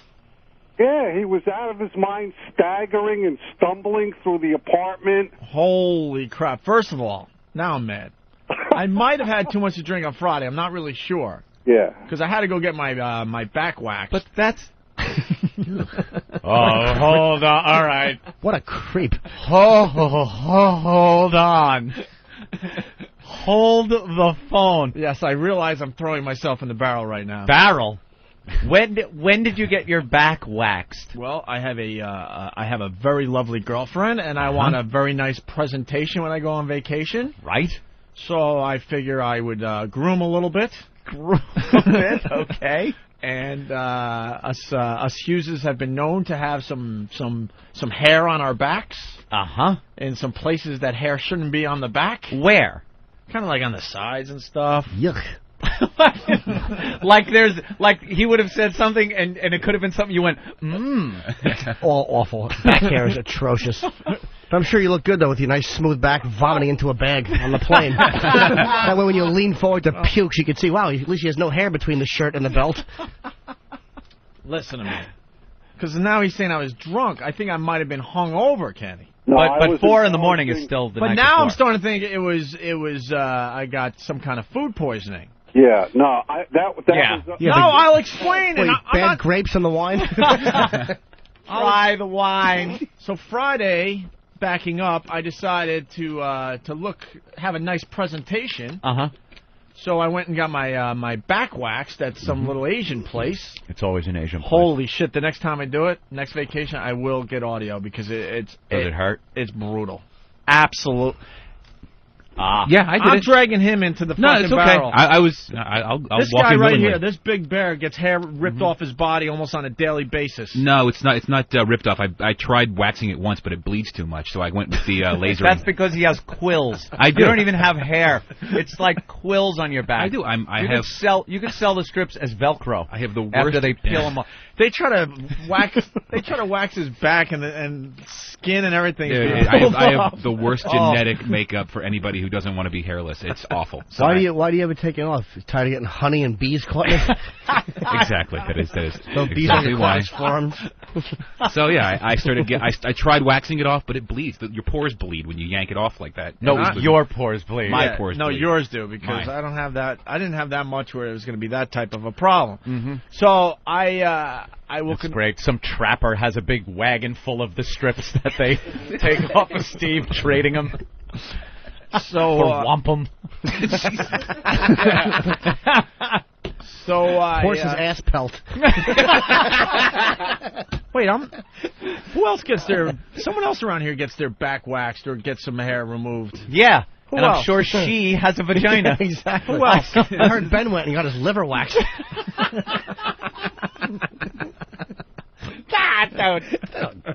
All right. So Friday, I knew I was going to the Asian lady to get the back waxed. Yeah. And it really fucking hurts. It really fucking hurts. The pain I'll probably never know. Nope. And I decided this time that I needed to numb the pain, without a doubt. Oh, is that why you were drinking? So I had a couple drinks before I went in on Friday.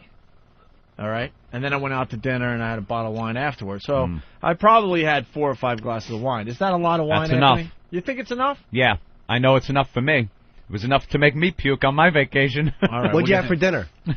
Well, that's I went to this little place and I had before dinner I had a bunch of marinated olives. Ooh, that's good for wine. And what else? A whole bowl of them. Wow. What are you, a cat?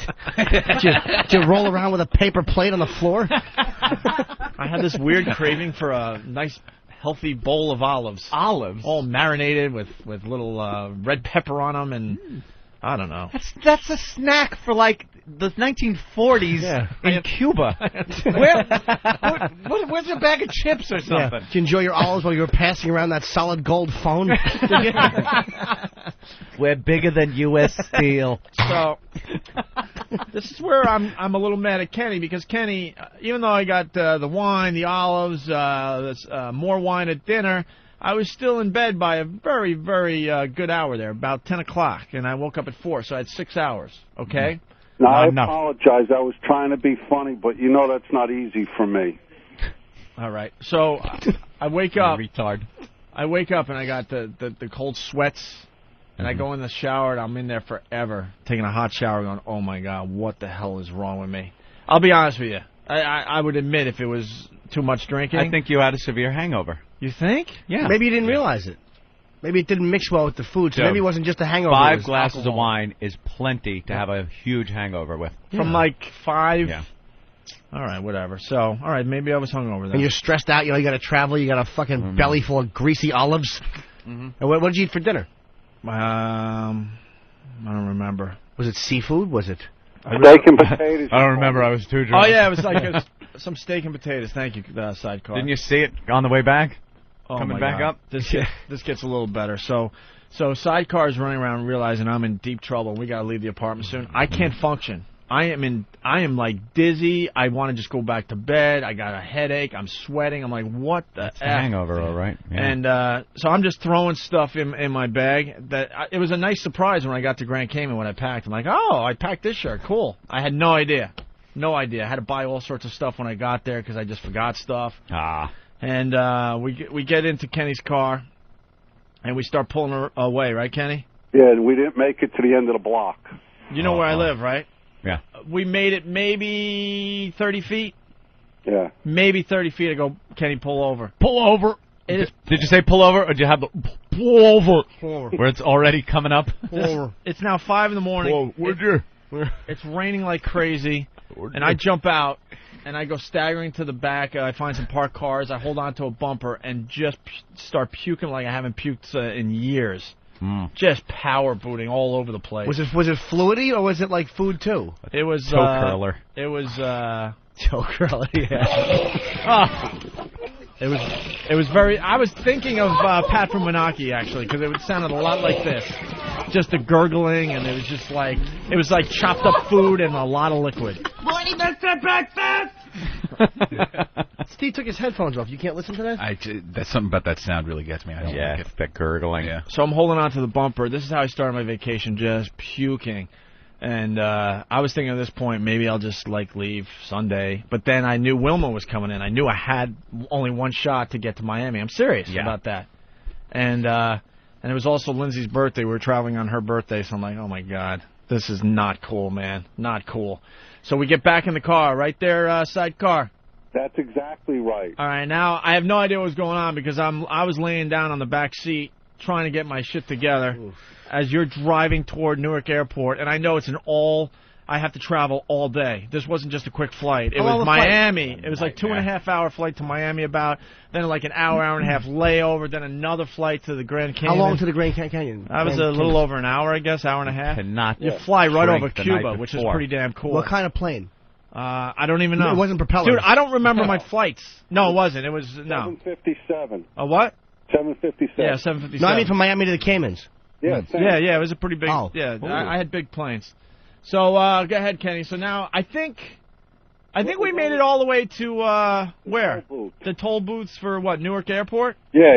Exit 14 on the Turnpike, New Jersey Turnpike. You want to look for Opie's puke. All right, so then we get through the toll booth, and I go, Kenny, pull over again. He makes a sharp right all the way over, like 6 lanes. Nice work, Lou. To the side. To the side. Get a puke in his shoulder? Maybe. So then I run to the back of Sidecar's fine truck there, and I start puking again, even worse than the first time. Right next to the condoms and the needles. No, it was a surgical glove, a needle, and a condom. I was puking all over. Opie puked on the causeway. Sorry about those olives, Mike. I'm getting too old for my job. Now you've had your 8 drinks.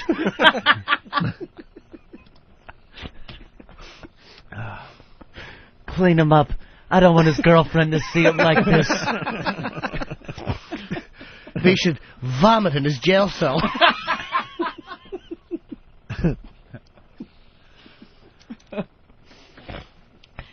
But Opie's a real trooper, I must say. You got balls. I never would have went to the airport, dude. He puked 3 times, and he's still making the trip. This was 2.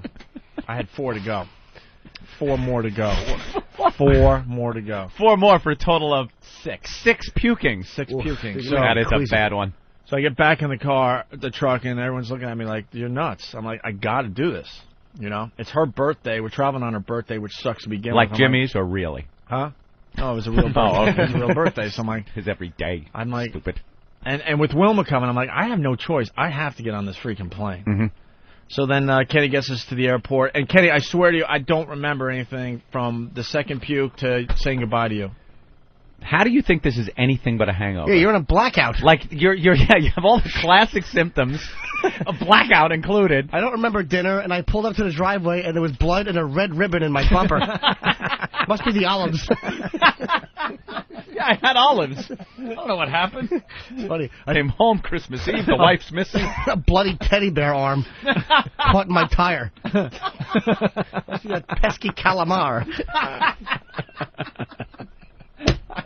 Fucking alky. Yeah. My God. You know what the most important thing is, though? He looked very handsome during the whole ordeal. I was told I looked green and as white as you could get. How many people were in the truck? Just you, Linz, and Kenny? Yeah. And not to me. You looked handsome to me. Of course. And Kenny's little boy there, who's a great kid. Yeah, so then Soda Jr. came along for the ride. Okay. So then you got us checked in. I swear to you, I don't remember that. And then another blackout. Yeah. No, I know I was at the airport and stuff, but I don't. And now we're waiting for the flight, and I'm sitting there going, oh, my God, here comes number 3. So then I go into the men's room right near my gate and just start hurling again. horribly. But it was real puke. You weren't just dry heaving. It was like really... No. I started the dry heaving for number 5 and number 6. Hurling. I'm like, how the fuck am I going to get on a plane? What's Al Roker dressed as now? Oh, never mind. Wow. Right. That was a stretch because... That's too small. Yeah. Right species, wrong size. I wasn't talking about that. I thought it was the guy handling the... So then we get on the plane, and I fall asleep, which is good, but then I wake up because I have to puke again. A little nausea? Now I'm in the middle of between New York and Miami, and I'm reaching for something I thought I would never have to reach for, the barf bag. Wait, why didn't you run to the bathroom, or was it that immediate? Run to the... Are you crazy? I couldn't move. It was one of those... Were you aisle or window? Window. Oh, yeah, and there weren't a lot of people on our plane because everyone else chickened out about flying down to Florida. I'm telling you. Because it was a full flight, right, Kenny? Yes, sir. Yeah, it was half full, so half those people said, no way, I'm not flying today into Florida. So Some people would say it was half empty. So I grabbed the barf bag, and I fill it up. Right to the tippy top. Fold up. Pretty much. Pretty fucking much. I couldn't get up to the bathroom because any movement was getting me, sick again. And what is your girlfriend doing besides really wanting to punch that vomit right into your face? Oh, my God, How really? annoyed she must have been. Birthday vacation. Sweet 16, and she's got to deal with that. She was a trooper. She got me some ginger ale to sip on. Aww. Get some sips of ginger ale. Ginger ale, the cure-all. And a sippy cup. Poor She girl. just happened to have in her luggage. Trying to have a nice trip. Trying to go away and go diving. And your fucking face first in a vomit bag. Pukey Hughes is next door. Fucking hairless back glistening. Sun is bouncing off it. Yeah, but my back looked good. Every time you puke, it goes plink, plink, because it's full olives coming up. Clunk, clunk, clunk, clunk, clunk. Just to let you know, because I want to fight this that I was drunk, I had at least 20 olives. Well, that's a sign What of a does that sober mean? person. Well, why not? I like to... doesn't help with being drunk. Wait, maybe the olives came in a fucking glass with a little bit of clear fluid in them? Yeah, floating with a toothpick through it. 20 olives. Yeah, No. you were still drunk. So then Excuse me, can I make an observation Yes, comment? Club Soda. Yes, Kenny. sidecar. It's sidecar. Oh, sidecar. GH, when I called you Friday afternoon, you told me you were in vacation mode. Yeah, that's true. Mm-hmm. So I heard a little background music somewhere, so Uh-oh. maybe you were doing the little happy hour thing. Well, yeah, that was to get ready for the back waxing. Good. Drink up. And I saw a vag in the back waxing place, but we'll have to talk about that another day. Yeah. Anyway, so then we're flying to Florida, and then I had to go for Lindsay's barf bag, who was sitting next to me. And that's when I started dry heaving. And then I went... Now, how many seats? 3. 3 across? Were you the only people in those seats? Yeah. So I used mine, hers, and then the empty seat one. Was anyone looking at you puking? Nah, I was trying to be, the cool guy at least. Kind of hard. I was trying, though, because I wouldn't want to hear that stuff. What did you do with the full vomit bag when you were done? Folds up nice, and then you kind of, folds up with the nice. little tab or whatever it is. Right, You put it back in the seat thing? That's what I would have done. Right. In there for the next person. Upside down. And all over your Sky Mall. I would hand it to the stewardess like this with the 2 fingers. Here you go. Yeah. Here you go. That's funny. And then I did hers, and then I did the empty seat one. Jesus. By the empty seat one, it was just bile coming out. Horrible. Great. And then I got that was the 6th time I puked. We landed in Miami, and out of nowhere I started feeling much better. Went right to Starbucks. Out of nowhere. No, it was the puking, the ridding of your body. From your body, the poison that you would put in it. Well, then I those poison olives. What did you get? Some coffee cake or something kind of neutral, right? At Starbucks. I got a scone, a chocolate scone. Ooh, my favorite thing in the world now. Really? Because that was the first thing I ate. A sclone, as Voss would say. A sclone. I ate 2 of them and a cup of coffee, and you were fine. And you had also, coffee after you puked? Yeah. What's wrong with you? And a lot of water, and then got on the next flight and made the comeback of the day. By that night, I was rocking at a sushi joint. By that night, I was rocking at a sushi joint. Yeah, bamboo balls, dude. I was eating the craziest sushi that night. Yeah, I gotta pick at a toasted bagel with nothing on it, like a bird. Yeah. When I'm like that, like I gotta put crumbs in my mouth and feed them. They actually have to come out of a mother bird's beak into my mouth when I'm hungover and I've puked. because I will just puke again.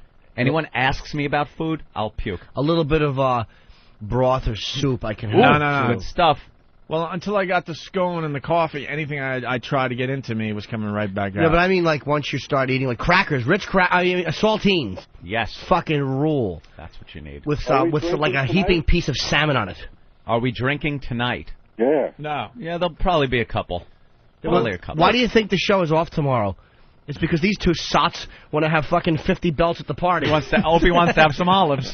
Yeah. Hey, can we tune in Maury? Stalker Patty's going to be on Maury in a few minutes here. I had a puking mishap at Disney. Yeah. I went to a karaoke bar there.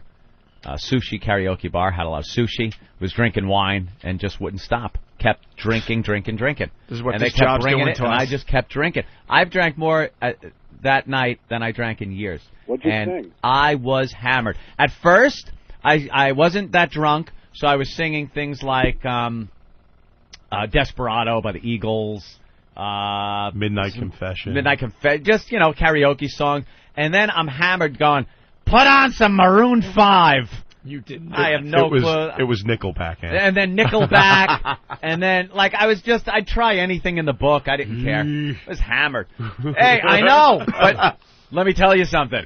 You were pretty good, too, my friend. Oh, yeah. There were a couple of clunkers. I was lit up. And I was hammered. So, I go back to I get a cab.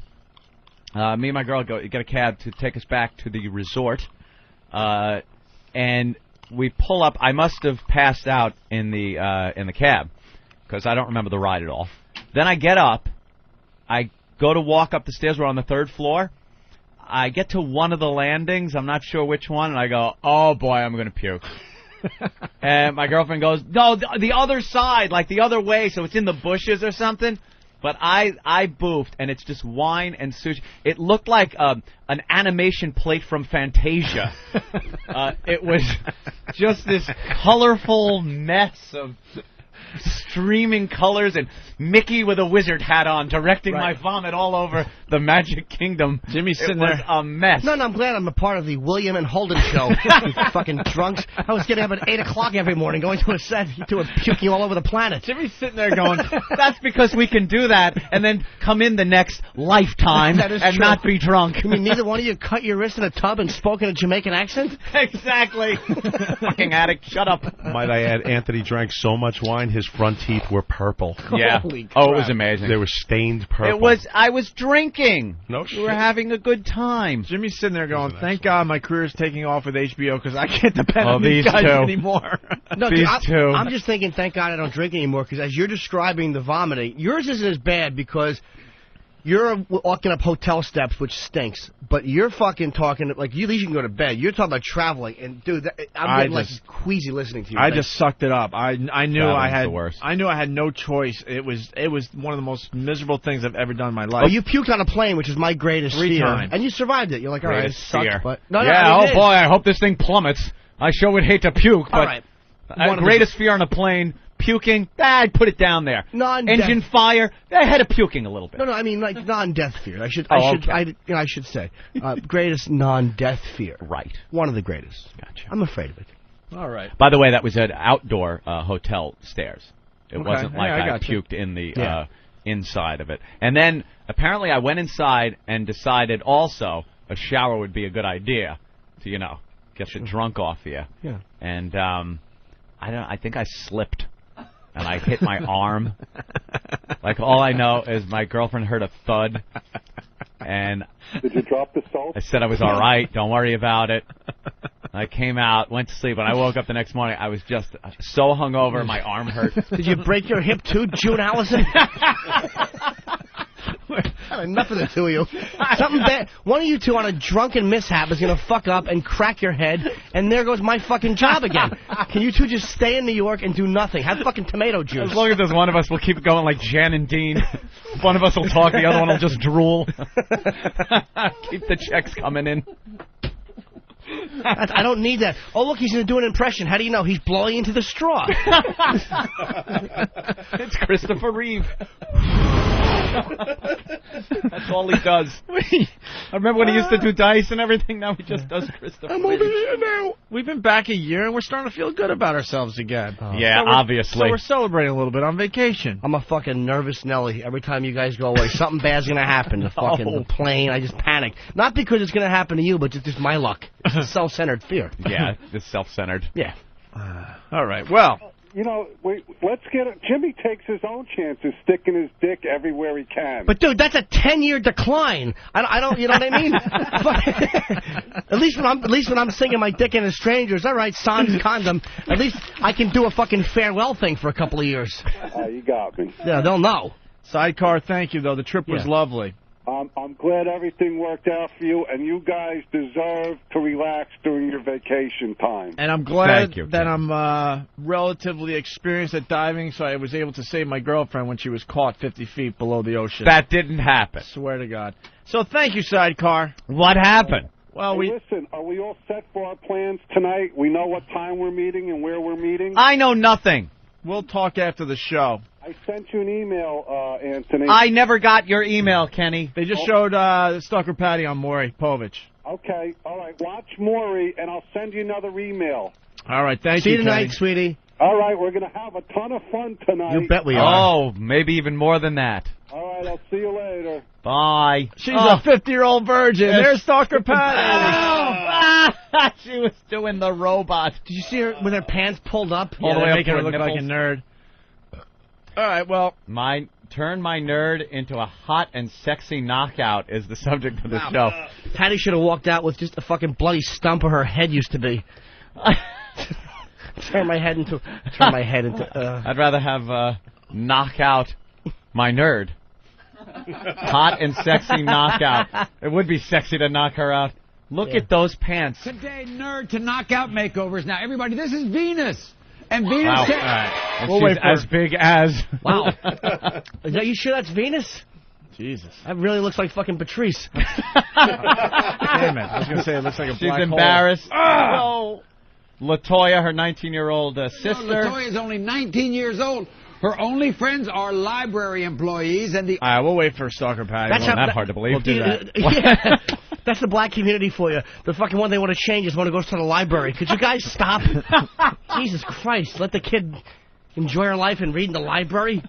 Yeah, really fast. So we dove a bunch, and I guess they thought we were doing pretty well because the last day we pull up to a dive site, and we have this. There's a bunch of divers that we like to call cowboys. Yeah. There's guys that take it very seriously, and then there's guys that... Tough guy. They're just cowboys. They just take risks and chances down there, right? So we pull up, and all the other divers are going to the front of the boat. A couple of people are saying your girlfriend took her swimmies off. The water wings, and that's when Opie jumped into action. Is this true? Getting some reports. Water wings. So all the other divers are going, off the front of the boat, okay? And our guide, it was Lindsay and I and this guide. It was almost like a private dive with this guy, which was kind of cool. Yeah. All of a sudden he's getting a rope and he's throwing it off the back of the boat with like weights. When the front of the boat has a nice rope that goes all the way to the bottom, it's an anchor, and that's how you go down slowly to the bottom. Right. Equalize, and then you're off doing your dive. He's throwing a rope off the back of the boat, and he goes, I hear that you guys have done pretty well this week, so we're going to do something a little different. I'm like, what? He goes, no different. He goes, are you guys into a little swim? I'm like, yeah, why? He goes, we're going to go pet some nurse sharks. Those are pretty big. We're going to go pet some nurse sharks. And he goes, but there's some suspicious divers on the front of the boat, so we're gonna jump off the back here. Suspicious? What are you in a drug movie? Well, basically the guy, suspicious divers off the front. Basically, he was saying, look, we're not supposed to do this. You're supposed to go off the front with the other guys and just jump in and look at all the pretty fish. But I know if we go this way off the back of the boat, we're gonna see some nurse sharks. Uh huh. So I'm like, all right, yeah, we're into it. So we jump in, and we're swimming along to go find the nurse sharks, and there's all sorts of caverns and stuff and pathways, right? And we weren't that experienced, but he doesn't care. He's a cowboy, so he's going through the caverns, and he wants us to follow and stuff, right? Oh, boy. Wait, did you have on just a mask, or did you have on, like, oxygen, too? Oh, boy. He wants to know if you were snorkeling or actually, scuba no, we're diving. diving. Oh, you actually have oxygen. Yeah, we got full gear on. Yeah. So then he goes through this cavern, and then Lindsay follows. I don't get it. We got to try to identify. Uh-oh. Derek's trying That's something, Derek's yeah. fault, too, isn't it? Is this from that show? No. What is this? What is this? You said you saw this too, and you said you were the only one who really got it. The Life Aquatic. It's Oh, okay, my okay. God. Jesus, For- that's a good call. For a minute actually. there, I thought that was from a new movie called Fired Board Up. That's right. It is Life Aquatic. Aquatic. All right. That's a great song. What's it called? Monkey Wrench? So then, so the cowboy guy goes through, and then Lindsay's going through, and she's looking under like a shelf to look at lobsters mating and stuff. Right. And all of a sudden, she gets caught on some coral, 50 feet under the water about. Caught? Now, what got caught? One of the hoses. One of the oxygen hoses. Oh, yeah, and all of a sudden she stops dead in her tracks, and she's moving around like, holy shit, I'm fucking caught, which is the scariest feeling if you're underwater, obviously. Well, yeah. I'm hovering above her, and the cowboy diving guy that's supposed to watch us, he's just continuing on, and he's gone. He's gone. So you have to go down. Honestly, I was just kind of... Did you pull your knife out of your... No, I saved Did you have to buddy breathe? No. Did that on Sea Hunt all the time. Yeah, it never got to that point, but she was able to get herself out of her situation. But it was for a few seconds there. It was quite a scene. Like, That's holy not shit! good. And then did the you yell guy at that's the guy? supposed to save us, you can't yell underwater. You go. And then make a do that long on a story plane. short, we never Puke some olives at him. Make a long story short, we never got to pet the nurse sharks because we couldn't find them that day. So we went all out of our way for nothing. Where were the nurse sharks? Blowing each other? Those faggot sharks? I like to kick the shit out of a nurse shark, those docile fat things that just hang at the bottom. They're not even sharks. They're fucking small whales. They're fucking whales with Down syndrome. That's what nurse sharks are. You fucking punch it and you pet it and it sheepishly goes away. I hate those fucking sheepdog sharks. So it was scary for a little bit. It sounded there. a little scary for a little bit. A little bit. A little scary. Hey, you want to go find the nurse sharks and put our dicks in them? All right. What are they going to do? Nothing. Just take it. They're scary looking, though. They are awful, but they're just so docile and awful. Yeah, they don't do much to you, but they're scary. What's this Richard Simmons audio we got? Anyone know? Richard Simmons talking about he will cry on his Sirius show. God, the little doggy company just making such great hires. Dude, he's going to do compelling radio, man. I got to tell you. Martha Stewart has become a complete bust, and Sirius committed a lot of money to her. Is she on already? Her TV show is tanking horribly. Yeah, The Apprentice. No one gives a fuck about Martha Stewart, and that stupid company hired her for a multi-million-dollar contract. Even the Donald is angry because he says it's kind of funneling off viewership from his show. Yeah, I'm sure the stockholders are very happy over there that they're paying all that money to someone that no one cares about. $7 million a year. Is it that much? I thought so. Holy Am I wrong, Hawk? Nice. Holy shit. When do we get to renegotiate? Good luck to you. I'll say. Oh, my God. Anyway, here's Richard Simmons talking about his satellite radio show. Every time you fry something, you're helping your child get to a grave. Richard Simmons is back in front of an audience, but this time he's also behind a mic. E.T., every time you see me, I'm crying. I cry every day, and it's going to happen on the show, and I think it's okay to cry. And if you cry 4 hours in a row, you lose 80 calories. The show is his new weekly 3-hour call-in confab, Sundays on Sirius Satellite Radio. It's called Lighten Up. You know, lighten up your body, lighten up your attitude, and begin to see the light in your own life. Wow, wait, how about lighten up your fucking units so people can buy them and carry them around, you jerk-offs? Oh, my God. What irrelevant nonsense. It's irrelevant dreck. Richard Simmons had his day. Yeah, the 80s. He was popular in 87. Yeah. Every hack comic did their Richard Simmons joke. Did you? No, I wasn't around in 87. Would you have? Probably, yeah, of course. I said that fucking in Connecticut, Chunky Monkey was called Obese Primate and thought it was funny. I was fucking heinous. Did you put on that voice? Yes! That was the rich guy voice. Oh. You think I just made that up now to make it funny? It works. I rewrote it on the fly. Hysterical. Well, good luck to that other company. Here's We also stole the Fox News radio channel from them, right? No more Fox News crap over there? Yeah, their radio. Fox Radio. Fox Radio we took away from them as well. Wait, so they're not going to have it next year? No, man, I don't think so. No. Well, why would you want Fox? I mean, they don't do any ratings. Yeah. You know, Martha Stewart's good. Fox is bad. Martha Stewart. Fucking idiots. XM obviously making the better deals. Of course. Overall. And they gave me a raise, which guarantees that I don't go over there. Oh. Because Martha Stewart was looking for a sidekick. Yeah. That's right. That would have been a perfect match. That's right. The Jimmy and Cunt show. A little too abrupt. All right, why don't we take a break so maybe we could catch Stalker Patty on the Maury Povich show. Oh, we want to see that. We're very distracted here, so Derek, take us away for a little bit here. Let's see how this comes out. All right? They're right there. All right, here we go. I got a break.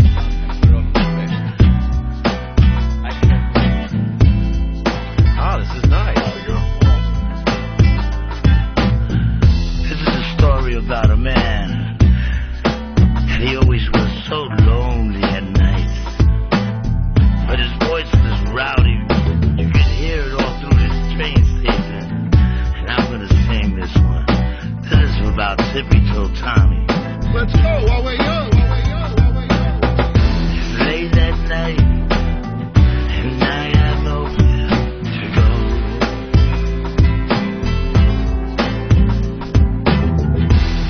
My money's gone and also all my friends. And the cop says to me, "Hey, you smell bad. Get out of here." And he says, "And you know I have an angel." And he says, "That angel, shelter me from the pouring rain. You have homes. This is my life. I'm living with so much pain.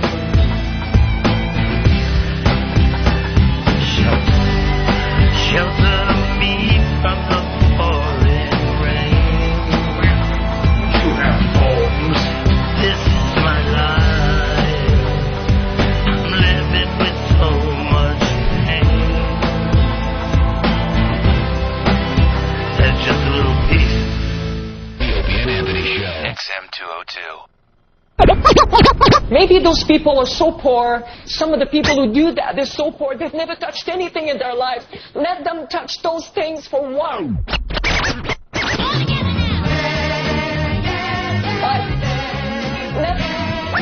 Let them touch those things. Let them touch those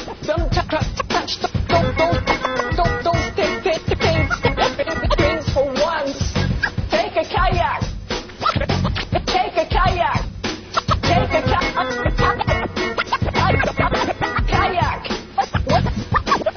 What's that? What's that? Take a kayak.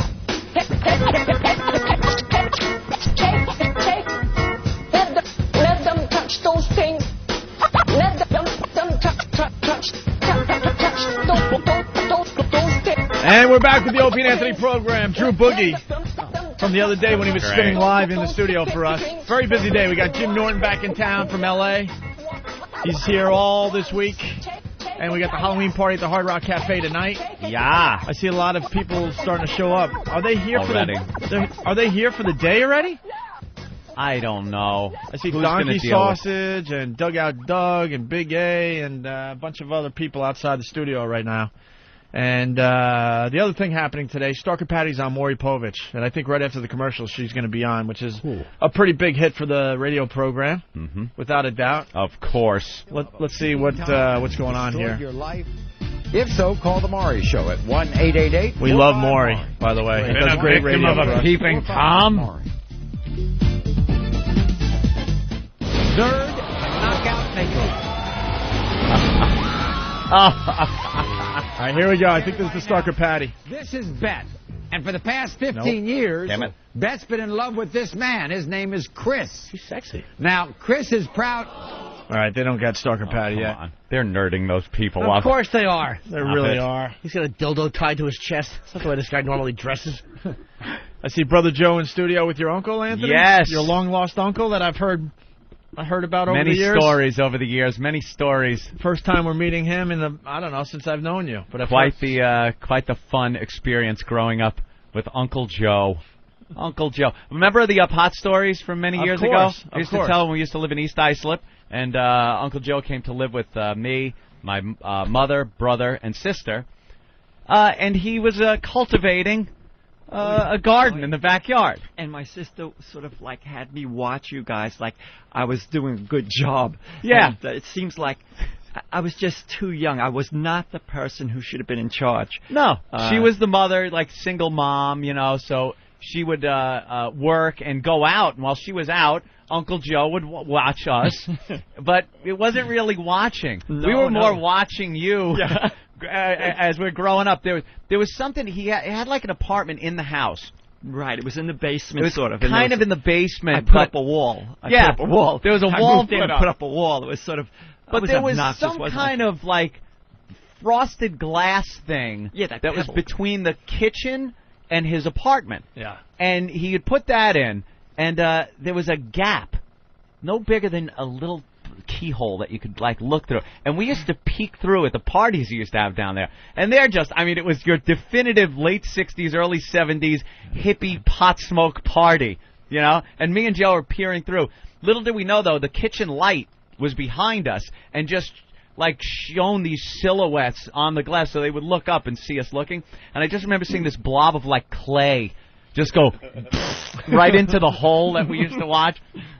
And he was like growing pot plants in the backyard that had to be, how tall are those things? Oh, they were giant. The small ones were 8 feet. The big ones, the ones that went above, I carried stalks around for like the next 5 years. It was like wood. It was balsa wood or something. Yeah. But the big one, I know it's hard to believe, was just about 20 feet. 20 feet high like pot plants on Long Island. And that's not the way to grow it, that was my first try. I thought I had a green thumb. It wasn't the way to grow it. But when I tried to chop it down, I got an axe, and I hit it with an axe, a sharp axe, and the trees went and I had to go in and get a saw. And I'm sawing down these things. It was like a giant Christmas tree. I can really see why they're grown for bulk. In one season, these things grew. They were just one row thick, and I couldn't see out. Couldn't see past them. Yeah, very bushy, very tall, and our next door neighbor was a cop. A cop. Yeah.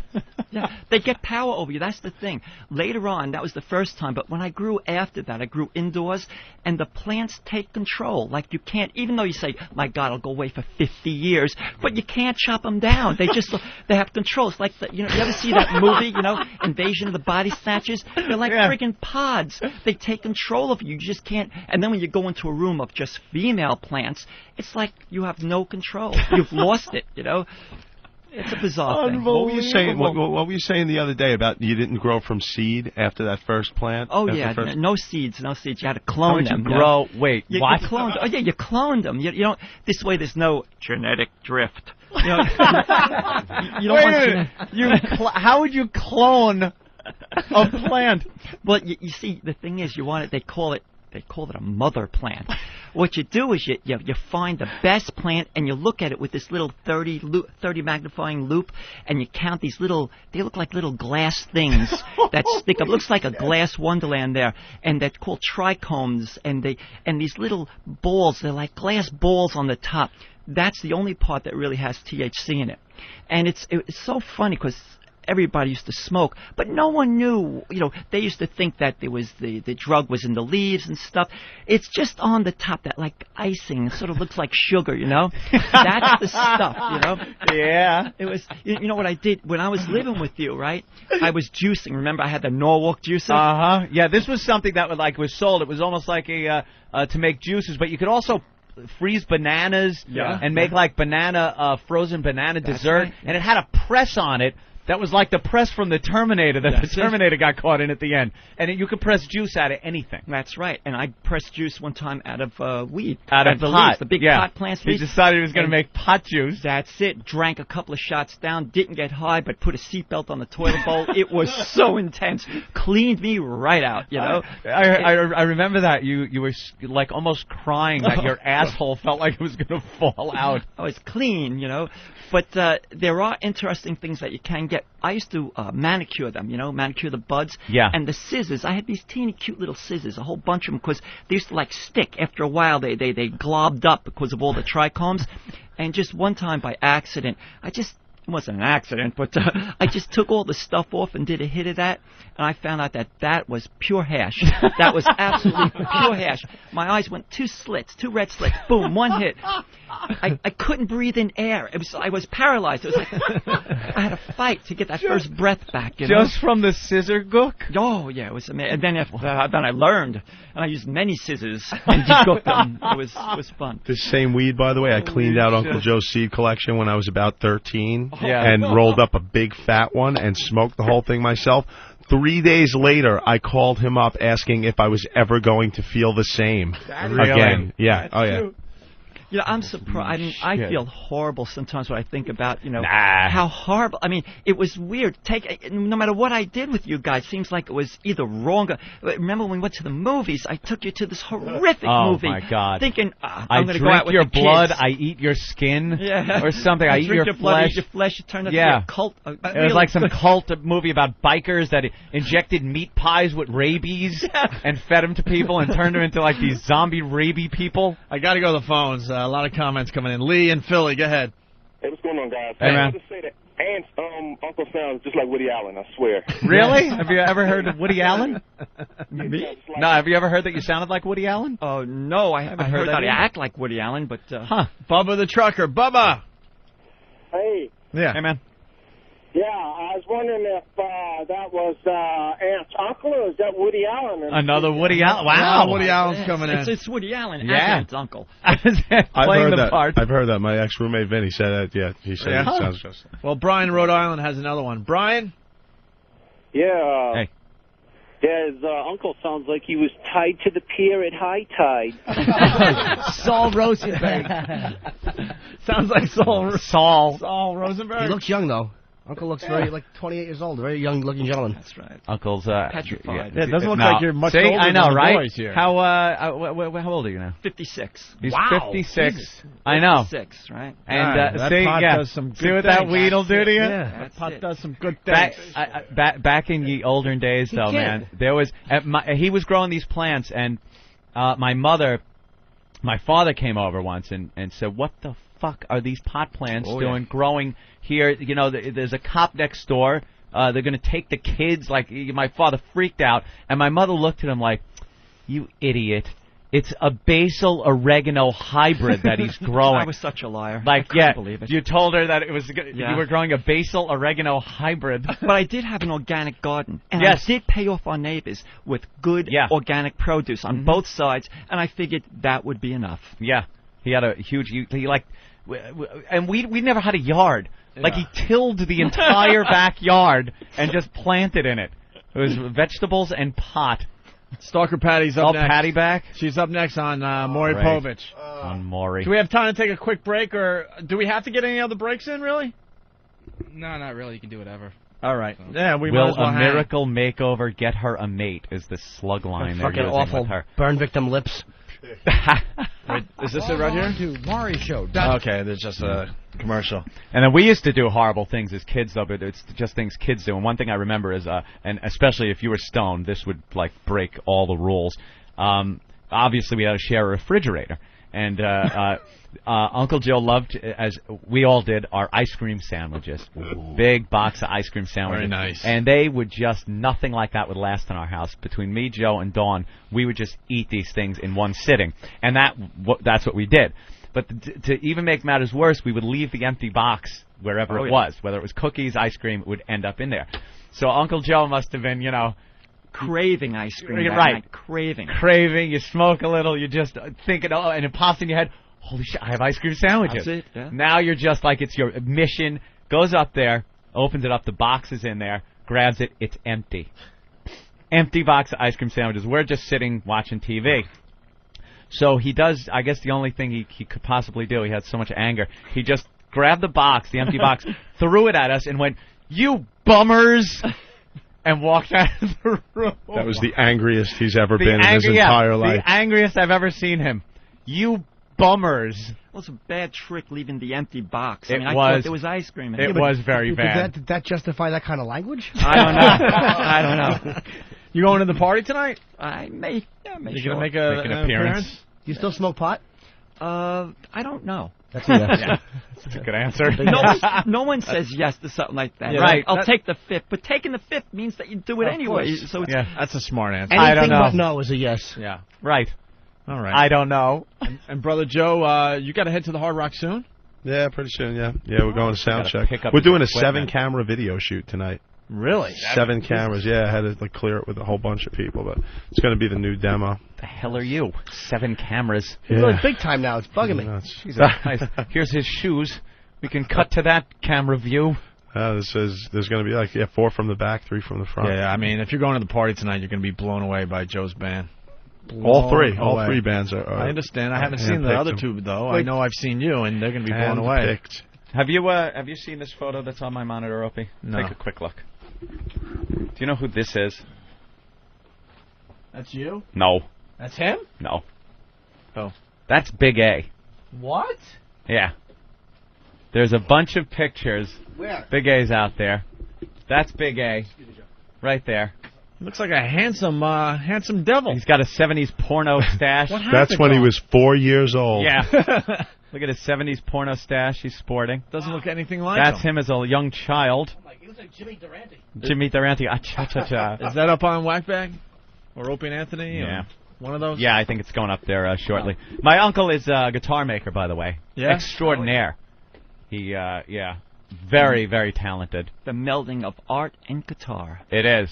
It's amazing. Go to GiselleGuitars.com. Oh, my God. Check out the site. I got to spell Giselle? Jesselli. I was going to start with a G. No, Jay. I'm writing the jingle. It's Jesselli. There you go. All There right. you go. I think we're ready for Maury. Here we go. All right, Maury. I'm gonna have to quit my job now. You don't have to quit your job. You know what? I don't want to go out with you guys. Okay? I don't need your help. Okay. Clip from the Fine, you don't have to 40-year-old go out virgin. with us if you don't want. You know what? I respect women. I love women. I respect them so much that I completely stay away from them. Okay. I have a very fulfilling life.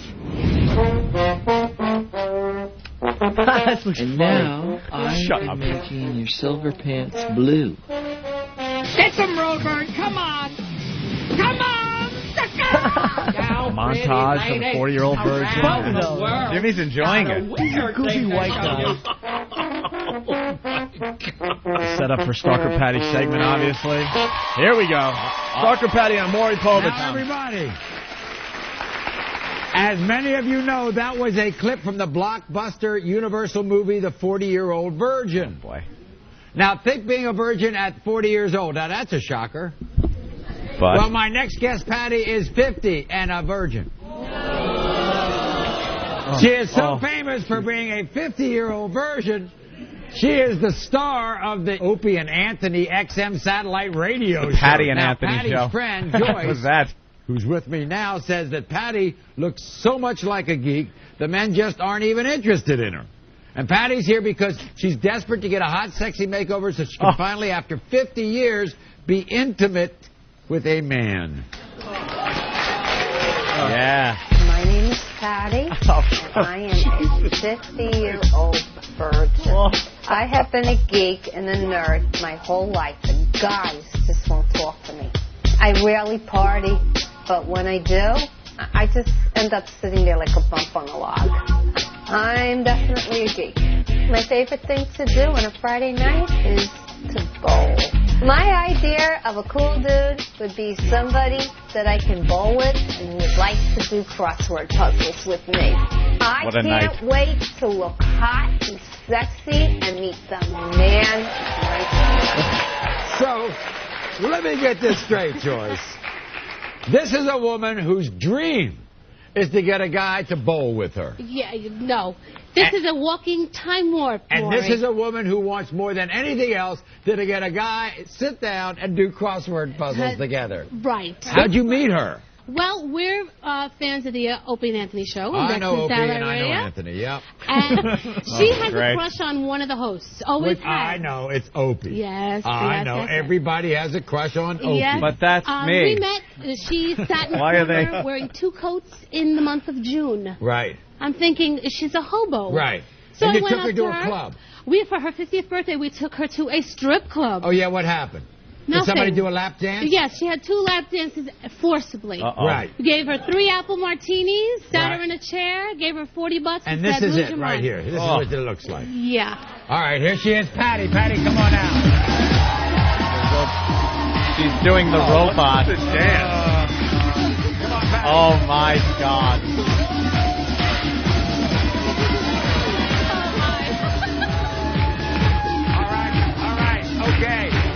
Okay. Wearing a diaper? Patty. Really? Why is her ass so got like a diaper All right, on? Patty, sit right here. Look, Patty. Look at me. Oh, boy. I told you it was genuine. Patty, do you want to look nicer? Yeah. Do you want to find a guy? I would love to have a line of them lining up for me. You would. Oh, gangbang. Our next Maury. You can't look like that. Let's film a and bukkake expect guys video. to line up. It's like an interview with It ain't Geddy gonna Lee. Well, I'm just waiting for the right person to come They dress her along. like You that. are. He's not okay. going to come along dressed like this, Patty. You know, the Your earth- pants Patty doesn't don't dress see you, like your that. bags are here, your bags are here. But How is a man going to find you?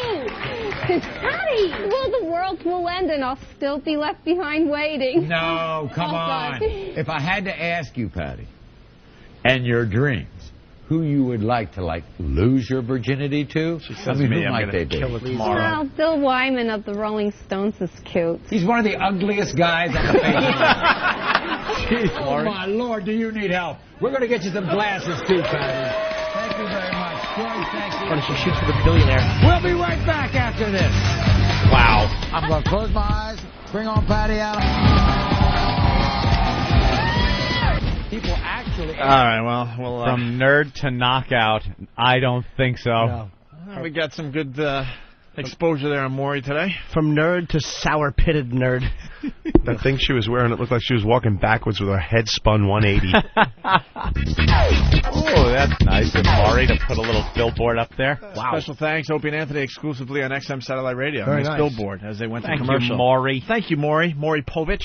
He's a good egg. Maury's going to be on the show again in the very near future, so. All right. People surprised at some of the things. Patty has a friend. They were surprised at that. That's good old Joyce from under the console. from Patty the old looks show, like right? Howard. Patty looks like Howard. I don't know who she wants, but I bet it's a dude with a shaved back.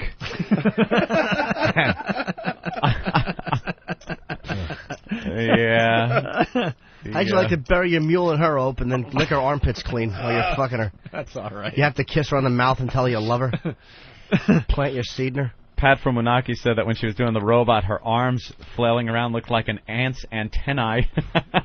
Well, they made her look as stupid as possible with Yeah. the robot dance and the pants pulled all the way up to her nipples. She doesn't dress like that. Who's dressing her? The fucking Joker? Yeah, that's a good point, Tom. Tom and T-Net, go ahead. Guys, I know any press is good press, but Yeah. Jesus Christ, you realize what you've just been associated with? I've got a crush on you, Opie. Do you understand that other radio Fuck it shows up. use hot strippers? Yeah, yeah. That's the thing Colin loves the most about this awful program. That's Is the that at the beauty of MTV us. Awards, it's fucking Die and Marion. Yeah. No hot chicks. No, of course not. Nothing over a 1. It's because they're never around. A 1. We're kind of just waiting through the commercials to see the wrap up here on Maury. Chit-chatting a bit. Yeah. Let's say hi to Carl. Hey, Carl. Hey, what's going on? What's up? Hey, little Jimmy, how's it going? Nice to have you guys back. Listen, Thank you. Maury just did more for your show with that little ad at the end than your whole ad department has since you've been on the air. I know. We just gave up on the marketing department. I got to say something about marketing, though. I was leafing through Newsweek, and I saw an ad for XM Satellite Radio, and there was a cool picture of Ellen DeGeneres and another woman and some other people. They didn't mention this show, but at least the XM name was there in news. Well, Maury got your back, that's for sure, guys. He's great. Yeah, we like the Maury. It's weird, too, because when Howard signed, we were promised, I can't even tell you. We were promised so much, and none of it has come true, so. Oh, you guys we were promised billboards and all sorts of shit. Vanilla Thunder from Philly. Okay, Opie, if you keep up with those fucking poker chips, I'm going to rape you and paint a picture of Hawaii on your smooth, pale, supple back. It was me, sir. It was me. Hope you know there's a GM ride at Disney that has XM advertised, and they mention the show. Oh, on yeah, it was in it was a GM at ride. Epcot. Yep. Test Track. Yep. Yes, Test Track advertises XM. Well, I've heard that they're going to do some things in November, so we'll have to wait and see. I heard that, too, in November of 2004. Yeah, we did hear that last November, too. That's why we do assaults on the media and stuff. Got to make your own bones. That's great. So we put our jobs on the line every day to get advertising. That's smart. That's real smart of us. Dude, we have no choice, though. All right. Just reading. When are they coming back from commercial? Feedbacks. Any other good feedback about the Maury Did they give Patty show? a Brazilian wax? No, we've got Patty waxed though once. Her nipple hair was removed. They should have sent her out naked with a Krusty the Clown mask on. Yeah. There we go. Videotaped having sex or while undressing, and it destroyed your life. How does that destroy your call life? The Maury Show. Call Maury. 888-45. How does that destroy your life, really? 1-888-45. It's a bummer, but... Are you a Nazi who fucks chickens? Call me. Are you a chicken who survived a German ass rape film? All right, here we go. Have you written songs for porno involving animals? Now, everybody, our next guest is Brad. Now, the makeovers are later. The makeovers they are later? send them out at the end of the show. They all come out. Son of a It's the gun. clever ruse to keep you tuned into the Maury and show. And it sure works. It certainly does. We're watching today. You bet we are. Hey, we were going to go down... we have Laszlo audio. Remember, this is where this whole thing started. Wow, that started like 2.5 hours ago with the Laszlo audio. Where's Steve? He has to explain this. He came in to explain got sidetracked. We got sidetracked for an hour and a half. We love Laszlo. Laszlo is over there at K-Rock. Steve's orbiting. But K-Rock is changing formats to Free FM. Free FM! With rock in the name, you shitheads.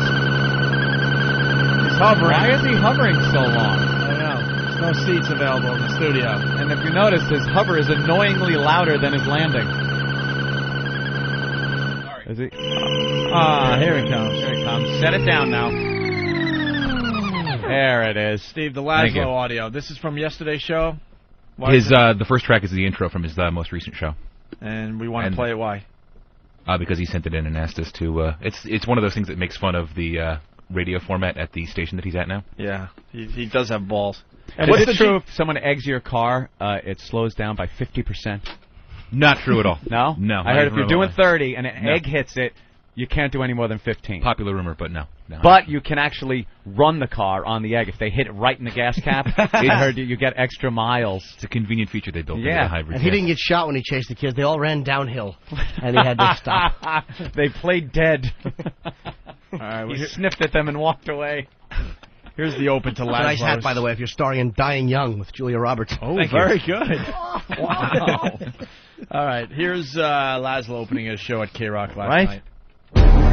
Each Sunday, in the early hours, as the sun goes blood red, then fades to darkness, 3 wee lads, one of them far more weird than the other 2, leave their womenfolk behind and journey to an empty radio station in New York City.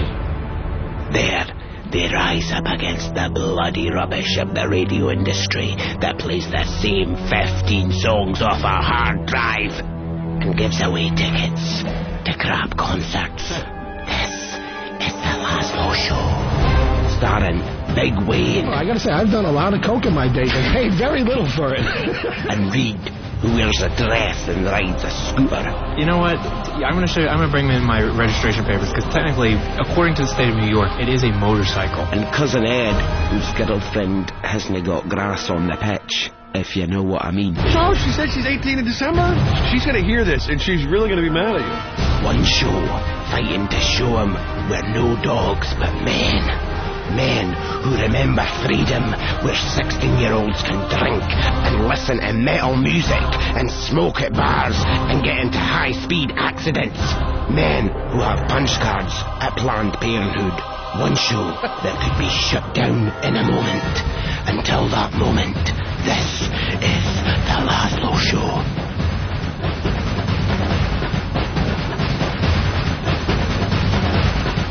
I want to see that movie. Holy shit. Great production, man. We could certainly use it. Oh. He's right next to you. Oh. No, you're right, Jim. No, you're right. Steve. He's great, but Steve is pleased. He's the master. He's right next to you. Well, Steve's fucking the best, man. Of course he is. No, you are. Thanks, Jim. Driving bear. And we got a listener to send this in to us. Listen to this.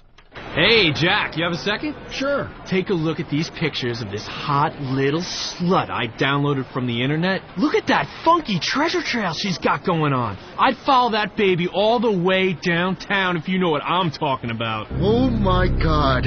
That's my daughter, Karen! Yeah! The internet may appear new and fun, but it's really a porn highway to hell. If your children want to get on the internet, don't let them. It's only a matter of time before they get sucked into a vortex of shame, drugs, and pornography from which they'll never recover. The internet. It's just not worth it. This message brought to you by Citizens United, negating technology for life and people's safety. That's going to be on GTA, the PSP version, I believe. One of the fake commercials, huh? Little preview of one of the fake commercials on GTA, the PSP version. Oh, there it is. Liberty City Stories. Is this different, though? They make it a little different? Yeah, in they what put way? in some differences. Yeah. What's different? I don't know. I don't think it's as detailed as the last version, simply because it's on a smaller platform. I could be wrong, though. Right. Well, that would be a good thing to then just wonder about. I think it's not as good, but... No. Not to say it's not as good. It's a different game entirely. But I don't know. Like, I don't have a PSP, do you? Ooh. No, I don't. Yeah, see, I don't really know much. I'm going to have to get a PSP. to get one. You know what you do have? Arms, the smoothness of baby legs. Thank you so much. Jesus. I shaved them. See, I'm a man with smooth arms. There's only one of you. That's good. I can be unique. I think we're in this game, right? Yeah. There are audios in that. I think some new audio from us is in I don't that. remember what we did for this. Yeah, we recorded something. We're in GTA Liberty City Stories. So is Ben. Hey. Ben's in this? Yeah. What does Ben do for the game? Ben's got a credit on that goddamn game? Yeah, now I am pissed. I think we all do, actually. Is he the boss at the end of the game? You gotta kill him. Giant head. Don't. Herky and jerking. Herkying and jerking above Liberty City. You can't hone in on him. Yeah, he keeps like dodging your shots. Right. Ooh, open it up, Hawk. Let's see the credits. There really was a reason Ben why I is in didn't the open credits? up the game myself. You know that, right? You wanted to rewrap it. Thank you, Hawk. Did you? I kind of didn't want mine opened. You wanted to give a gift? Yeah, I want to rewrap. Yeah. Thanks, Hawk. Who are you going to give it to? Jesus. Cat's out of the bag now. He's looking at me like I didn't know how to open this. I knew how to open it. I didn't want it open. He might have been trying to be helpful because you're doing the radio program. Cellophone. Cellophone. Oh, you really are a guinea. Pardon me. Hey, cellophone. We'll give the racial epithet. Well, now that it's open, where's our credit? They're all in the back. In the back somewheres? Special thanks. Special thanks. Then a thanks. It's got to be the first one, right? Well, then we have a thanks. Oh, here he comes. Don't. Let me show you, don't. Don't. You see the Pats thing? Where's the radio section? The Pats one at the end. But where are we, Ben? No, I'm not even being a jerk. I don't know. Ben. That would have been a good gift for someone, too. Wow, how many credits are on that thing? I know, that was awesome. Jesus. Oh, like everyone's going to read. Responsible. Yeah, for everyone's that. going to read the 20-page credits. Yeah, instead of playing the game, you read the credits. Just so they could see us in the smallest typeface ever invented. I don't read credits on any of the games I play. Where? You're right there, and Anthony's up here. Anthony is... Where's Anthony? Surly truck driver? Where's Anthony? Oh, no. It's Jimmy Norton. Towards the top. Ah, Anthony! What'd I get? You're a caller in the Electron Zone. Right. And that's one of the radio stations. Uh-huh. And I'm a caller in the Chatterbox. Yeah, how about we're actually station. radio people on one of these games? How about instead of being a caller, we're an actual radio show. We do have some experience. I don't think you have to walk us through the whole part. And maybe this version of the game we'll actually hear ourselves in the game. Maybe. We were so buried in the original version of... You got to get like 80 levels in before right. we make an appearance. I think we're finally on the radio just before the final freaking... Yeah. Get through impossible bandits, villains. Why wouldn't they want to put you guys in it? Because, I mean... I don't know. We kind of sparked up the relationship a little late in the game. Yeah, a little bit. A little late. in the game. All right. They're now doing the before and afters on... The reveals, Opie. On Maury the Povich. reveals. The girlfriend's hot. What do you think? What do you think? Oh, my goodness. You like him? Yeah. You like this? I do. You do? I do. Think we can leave it this way? That guy did not really dress like that belt? nerdy picture. It'll be in the back. In the back. We'll be right back. He's starting in less than 0 in that outfit. Jerk off. All right. Why don't we take a quick break so we could see how Maury ends with Stalker Patty, all right? Sweet oral pleasure. Such a talented little heroin addict.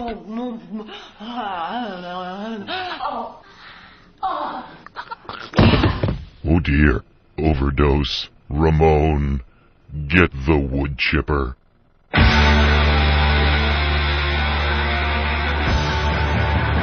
And we're back with the Opie and Anthony program. Still waiting for the big Maury Povich Stalker Patty reveal. They showed her as a nerd, and now after her beautiful makeover, she's going to come out the big reveal. Yeah. I guess she's next. Well, I think she's gonna. I think they're ending the show with Stalker Patty. Yeah, I'm noticing big differences on all these people. Right. I mean, huge differences. Now, granted, Patty came in after her makeover, but it was the day after, so she wasn't able to apply her makeup, put on her dress right, put on deodorant, apparently. Almost like when she walks in, just laugh at her. Yeah, just laugh at her. So uncomfortable. What are all these people doing? Fans just watching. By the way, I don't know. Are they all going to the party? There's just a lot of fans outside the studio. Do you know this show ends in 5 minutes? 5 minutes, and the party doesn't start for, I believe, 22 hours. What time does the party start? 8 hours? I ain't even dressed for a party. Well, didn't say nothing about you. Didn't say nothing about you. First come, first serve. Hard Rock Cafe, Times Square tonight. Doors open at 7. So what are they going to do? Like Big A's out there, look at him laughing. Donkey sausage ass in his face. There's shit going on out there, and it's just going to continue for hours and hours and hours? Yeah, I guess. Want to get Big A in here real fast? Yeah, I guess he's wearing a yellow Discipline T-shirt. Very nice. I didn't know he made him that big. Patty pops up on the screen. We'll cut in on whatever. This is great for the show today. That Stalker Patty's on Maury Povich. We're getting some nice plugs, but it's screwing up our radio show today. Yeah. Big A, how you doing, my friend? All right, not bad. How you guys doing? Very, very good, my friend. Now, I got to ask you, I was looking, and I saw some pictures of you. Like this one here, you look like you're on a cruise ship almost. Oh, yeah, actually, yeah, I was. That's a cruise ship? Oh, yes, I was. Now, you're a svelte man. Yeah. You have a little 70s porno mustache going there. Mm-hmm. Full, nice head of hair. You look muscular. You look like you're in shape, baby. Yeah. How old were you there? Or how many years ago? Yeah, how many years was that? Maybe 1920 or so. 1920? Wow. you mean 20 years old. 19 or 20 years old? I thought, wow, you know, I thought I recognized the Kaiser in the background. That's wonderful. No, that's like you're 19 or 20 years old. And how what year is that? 70 what? I don't know if it's, I think it might be in the 80s. Really? Yes. About 85, 86, around there? About that. Wow. I thought for sure with that mustache that had to be. Yeah, okay. that is bad. All right. And then I'm looking at some other pictures because there's quite a few pictures of you available here. I don't know. Are they up on your website yet? I don't know. I have to ask Paul. He's supposed to put it up. So. Paul and his wife. Yes. Here's another one of you looking very... Look at this. Look at this picture, Opie. I know it's a little inconvenient for you, but yeah. Look at him. He's standing there, like, near school, I guess. You know what he looks like? Tall, strapping. The guy in fucking Ferris Bueller's Day Off. Right. Swing, bada. Yeah. You look just like that guy when you were younger. Swing, bada. I got to interrupt you for once. Go ahead. Mind your Q's, Buster. You just mind your P's and Q's, Buster, and remember who you're dealing with. Asshole! That guy. I didn't know you were doing something because you were stuttering there. I'm sorry. Yes. I want to interrupt you for 1 second. Lady Di calling in. Lady Di. Hey, how's everything? Make it fast. We're running out of show. No, I'm watching the Maury show right now. I don't care. What's going on? Why are you calling? Soccer Patty's on there. No, she's not. We're That's all tomorrow. watching. Are you watching it? That's tomorrow. Who cares? Who cares? Why did you call? Why did you call? To say hello. How's everything? We're doing a radio show. We don't take personal calls. Oh, will you stop already? And the reality is no one really cares about you on the new show. Maury's back. Bye. Right, Oh, train to come the on. face, beat it, fatso. Made them completely gorgeous. What the hell Now, is this? Does everybody remember Demarius, right? Jesus, what the hell's going on? When are they going to do the big reveal with Patty? They just wait and wait and wait. Oh, It's my gonna God. The show's going to end. Our show's going to end, isn't it? Our show will Our end show- before Patty our show's gonna end does her reveal. Who are these people? All right, listen. Let's say hi to Ben's Raw Ass. Ben's Raw Ass. Hey, today I learned that Opie strong up marinated olives, 3 at a time. Land the deck. He mumbled and stuttered all over his Godfather line. All right, as we wait for Stalker Patty, here's the deal. Tonight we're going to be at the Hard Rock Cafe, Times Square, Halloween party. Doors open at 7. First come, first serve. People are going to be lining up in the next few hours, I bet you, just to get in. It's going to be a big line. And oh my God, you look like a Progeria kid in this one. You're wearing a little sailor suit. Jesus. He looks like fucking De Niro when he came over in The Godfather 2. Yeah, on Ellis Island. Wow. Look at you. So why the difference there? Yeah, did anything happen? I guess that's what Anthony's getting at here. I'm just thinking anything glandular. That's what I know of. No? You just all of a sudden, stopped exercising. Maybe I began eating more, you know. Eating more without moving as much, because you looked athletic as a youngster. Were you? Like track or something? Yeah. Yeah? I was on the track team in You high were? school. Yeah. See, you kind of looked like track kind of guy. Right. Yeah, well. All right. Now you drive a cab. Yep. Yeah, look how things Holy worked out. crap. We have a minute 30 left. Plenty of time, Nothing. plenty of time. Minute 30 left before the master computer shuts us off. This show will cut off before Maury shows Patty. You know. That is just the way it always works. And there's actually a beauty in that. So then we'll have some audio. We'll have audio, I guess, on Wednesday, because... Wow, she's pretty hot. A minute 20. Holy... We're running out of show. It's just... Look at the show run by. She's walking up and down a runway. Oh, my God. We got a minute 10. You look gorgeous. Look at Let's see if he talks to her. Oh, my God. Wow, she's no. pretty. 1 minute. Get Patty out. 1 minute. Damn it.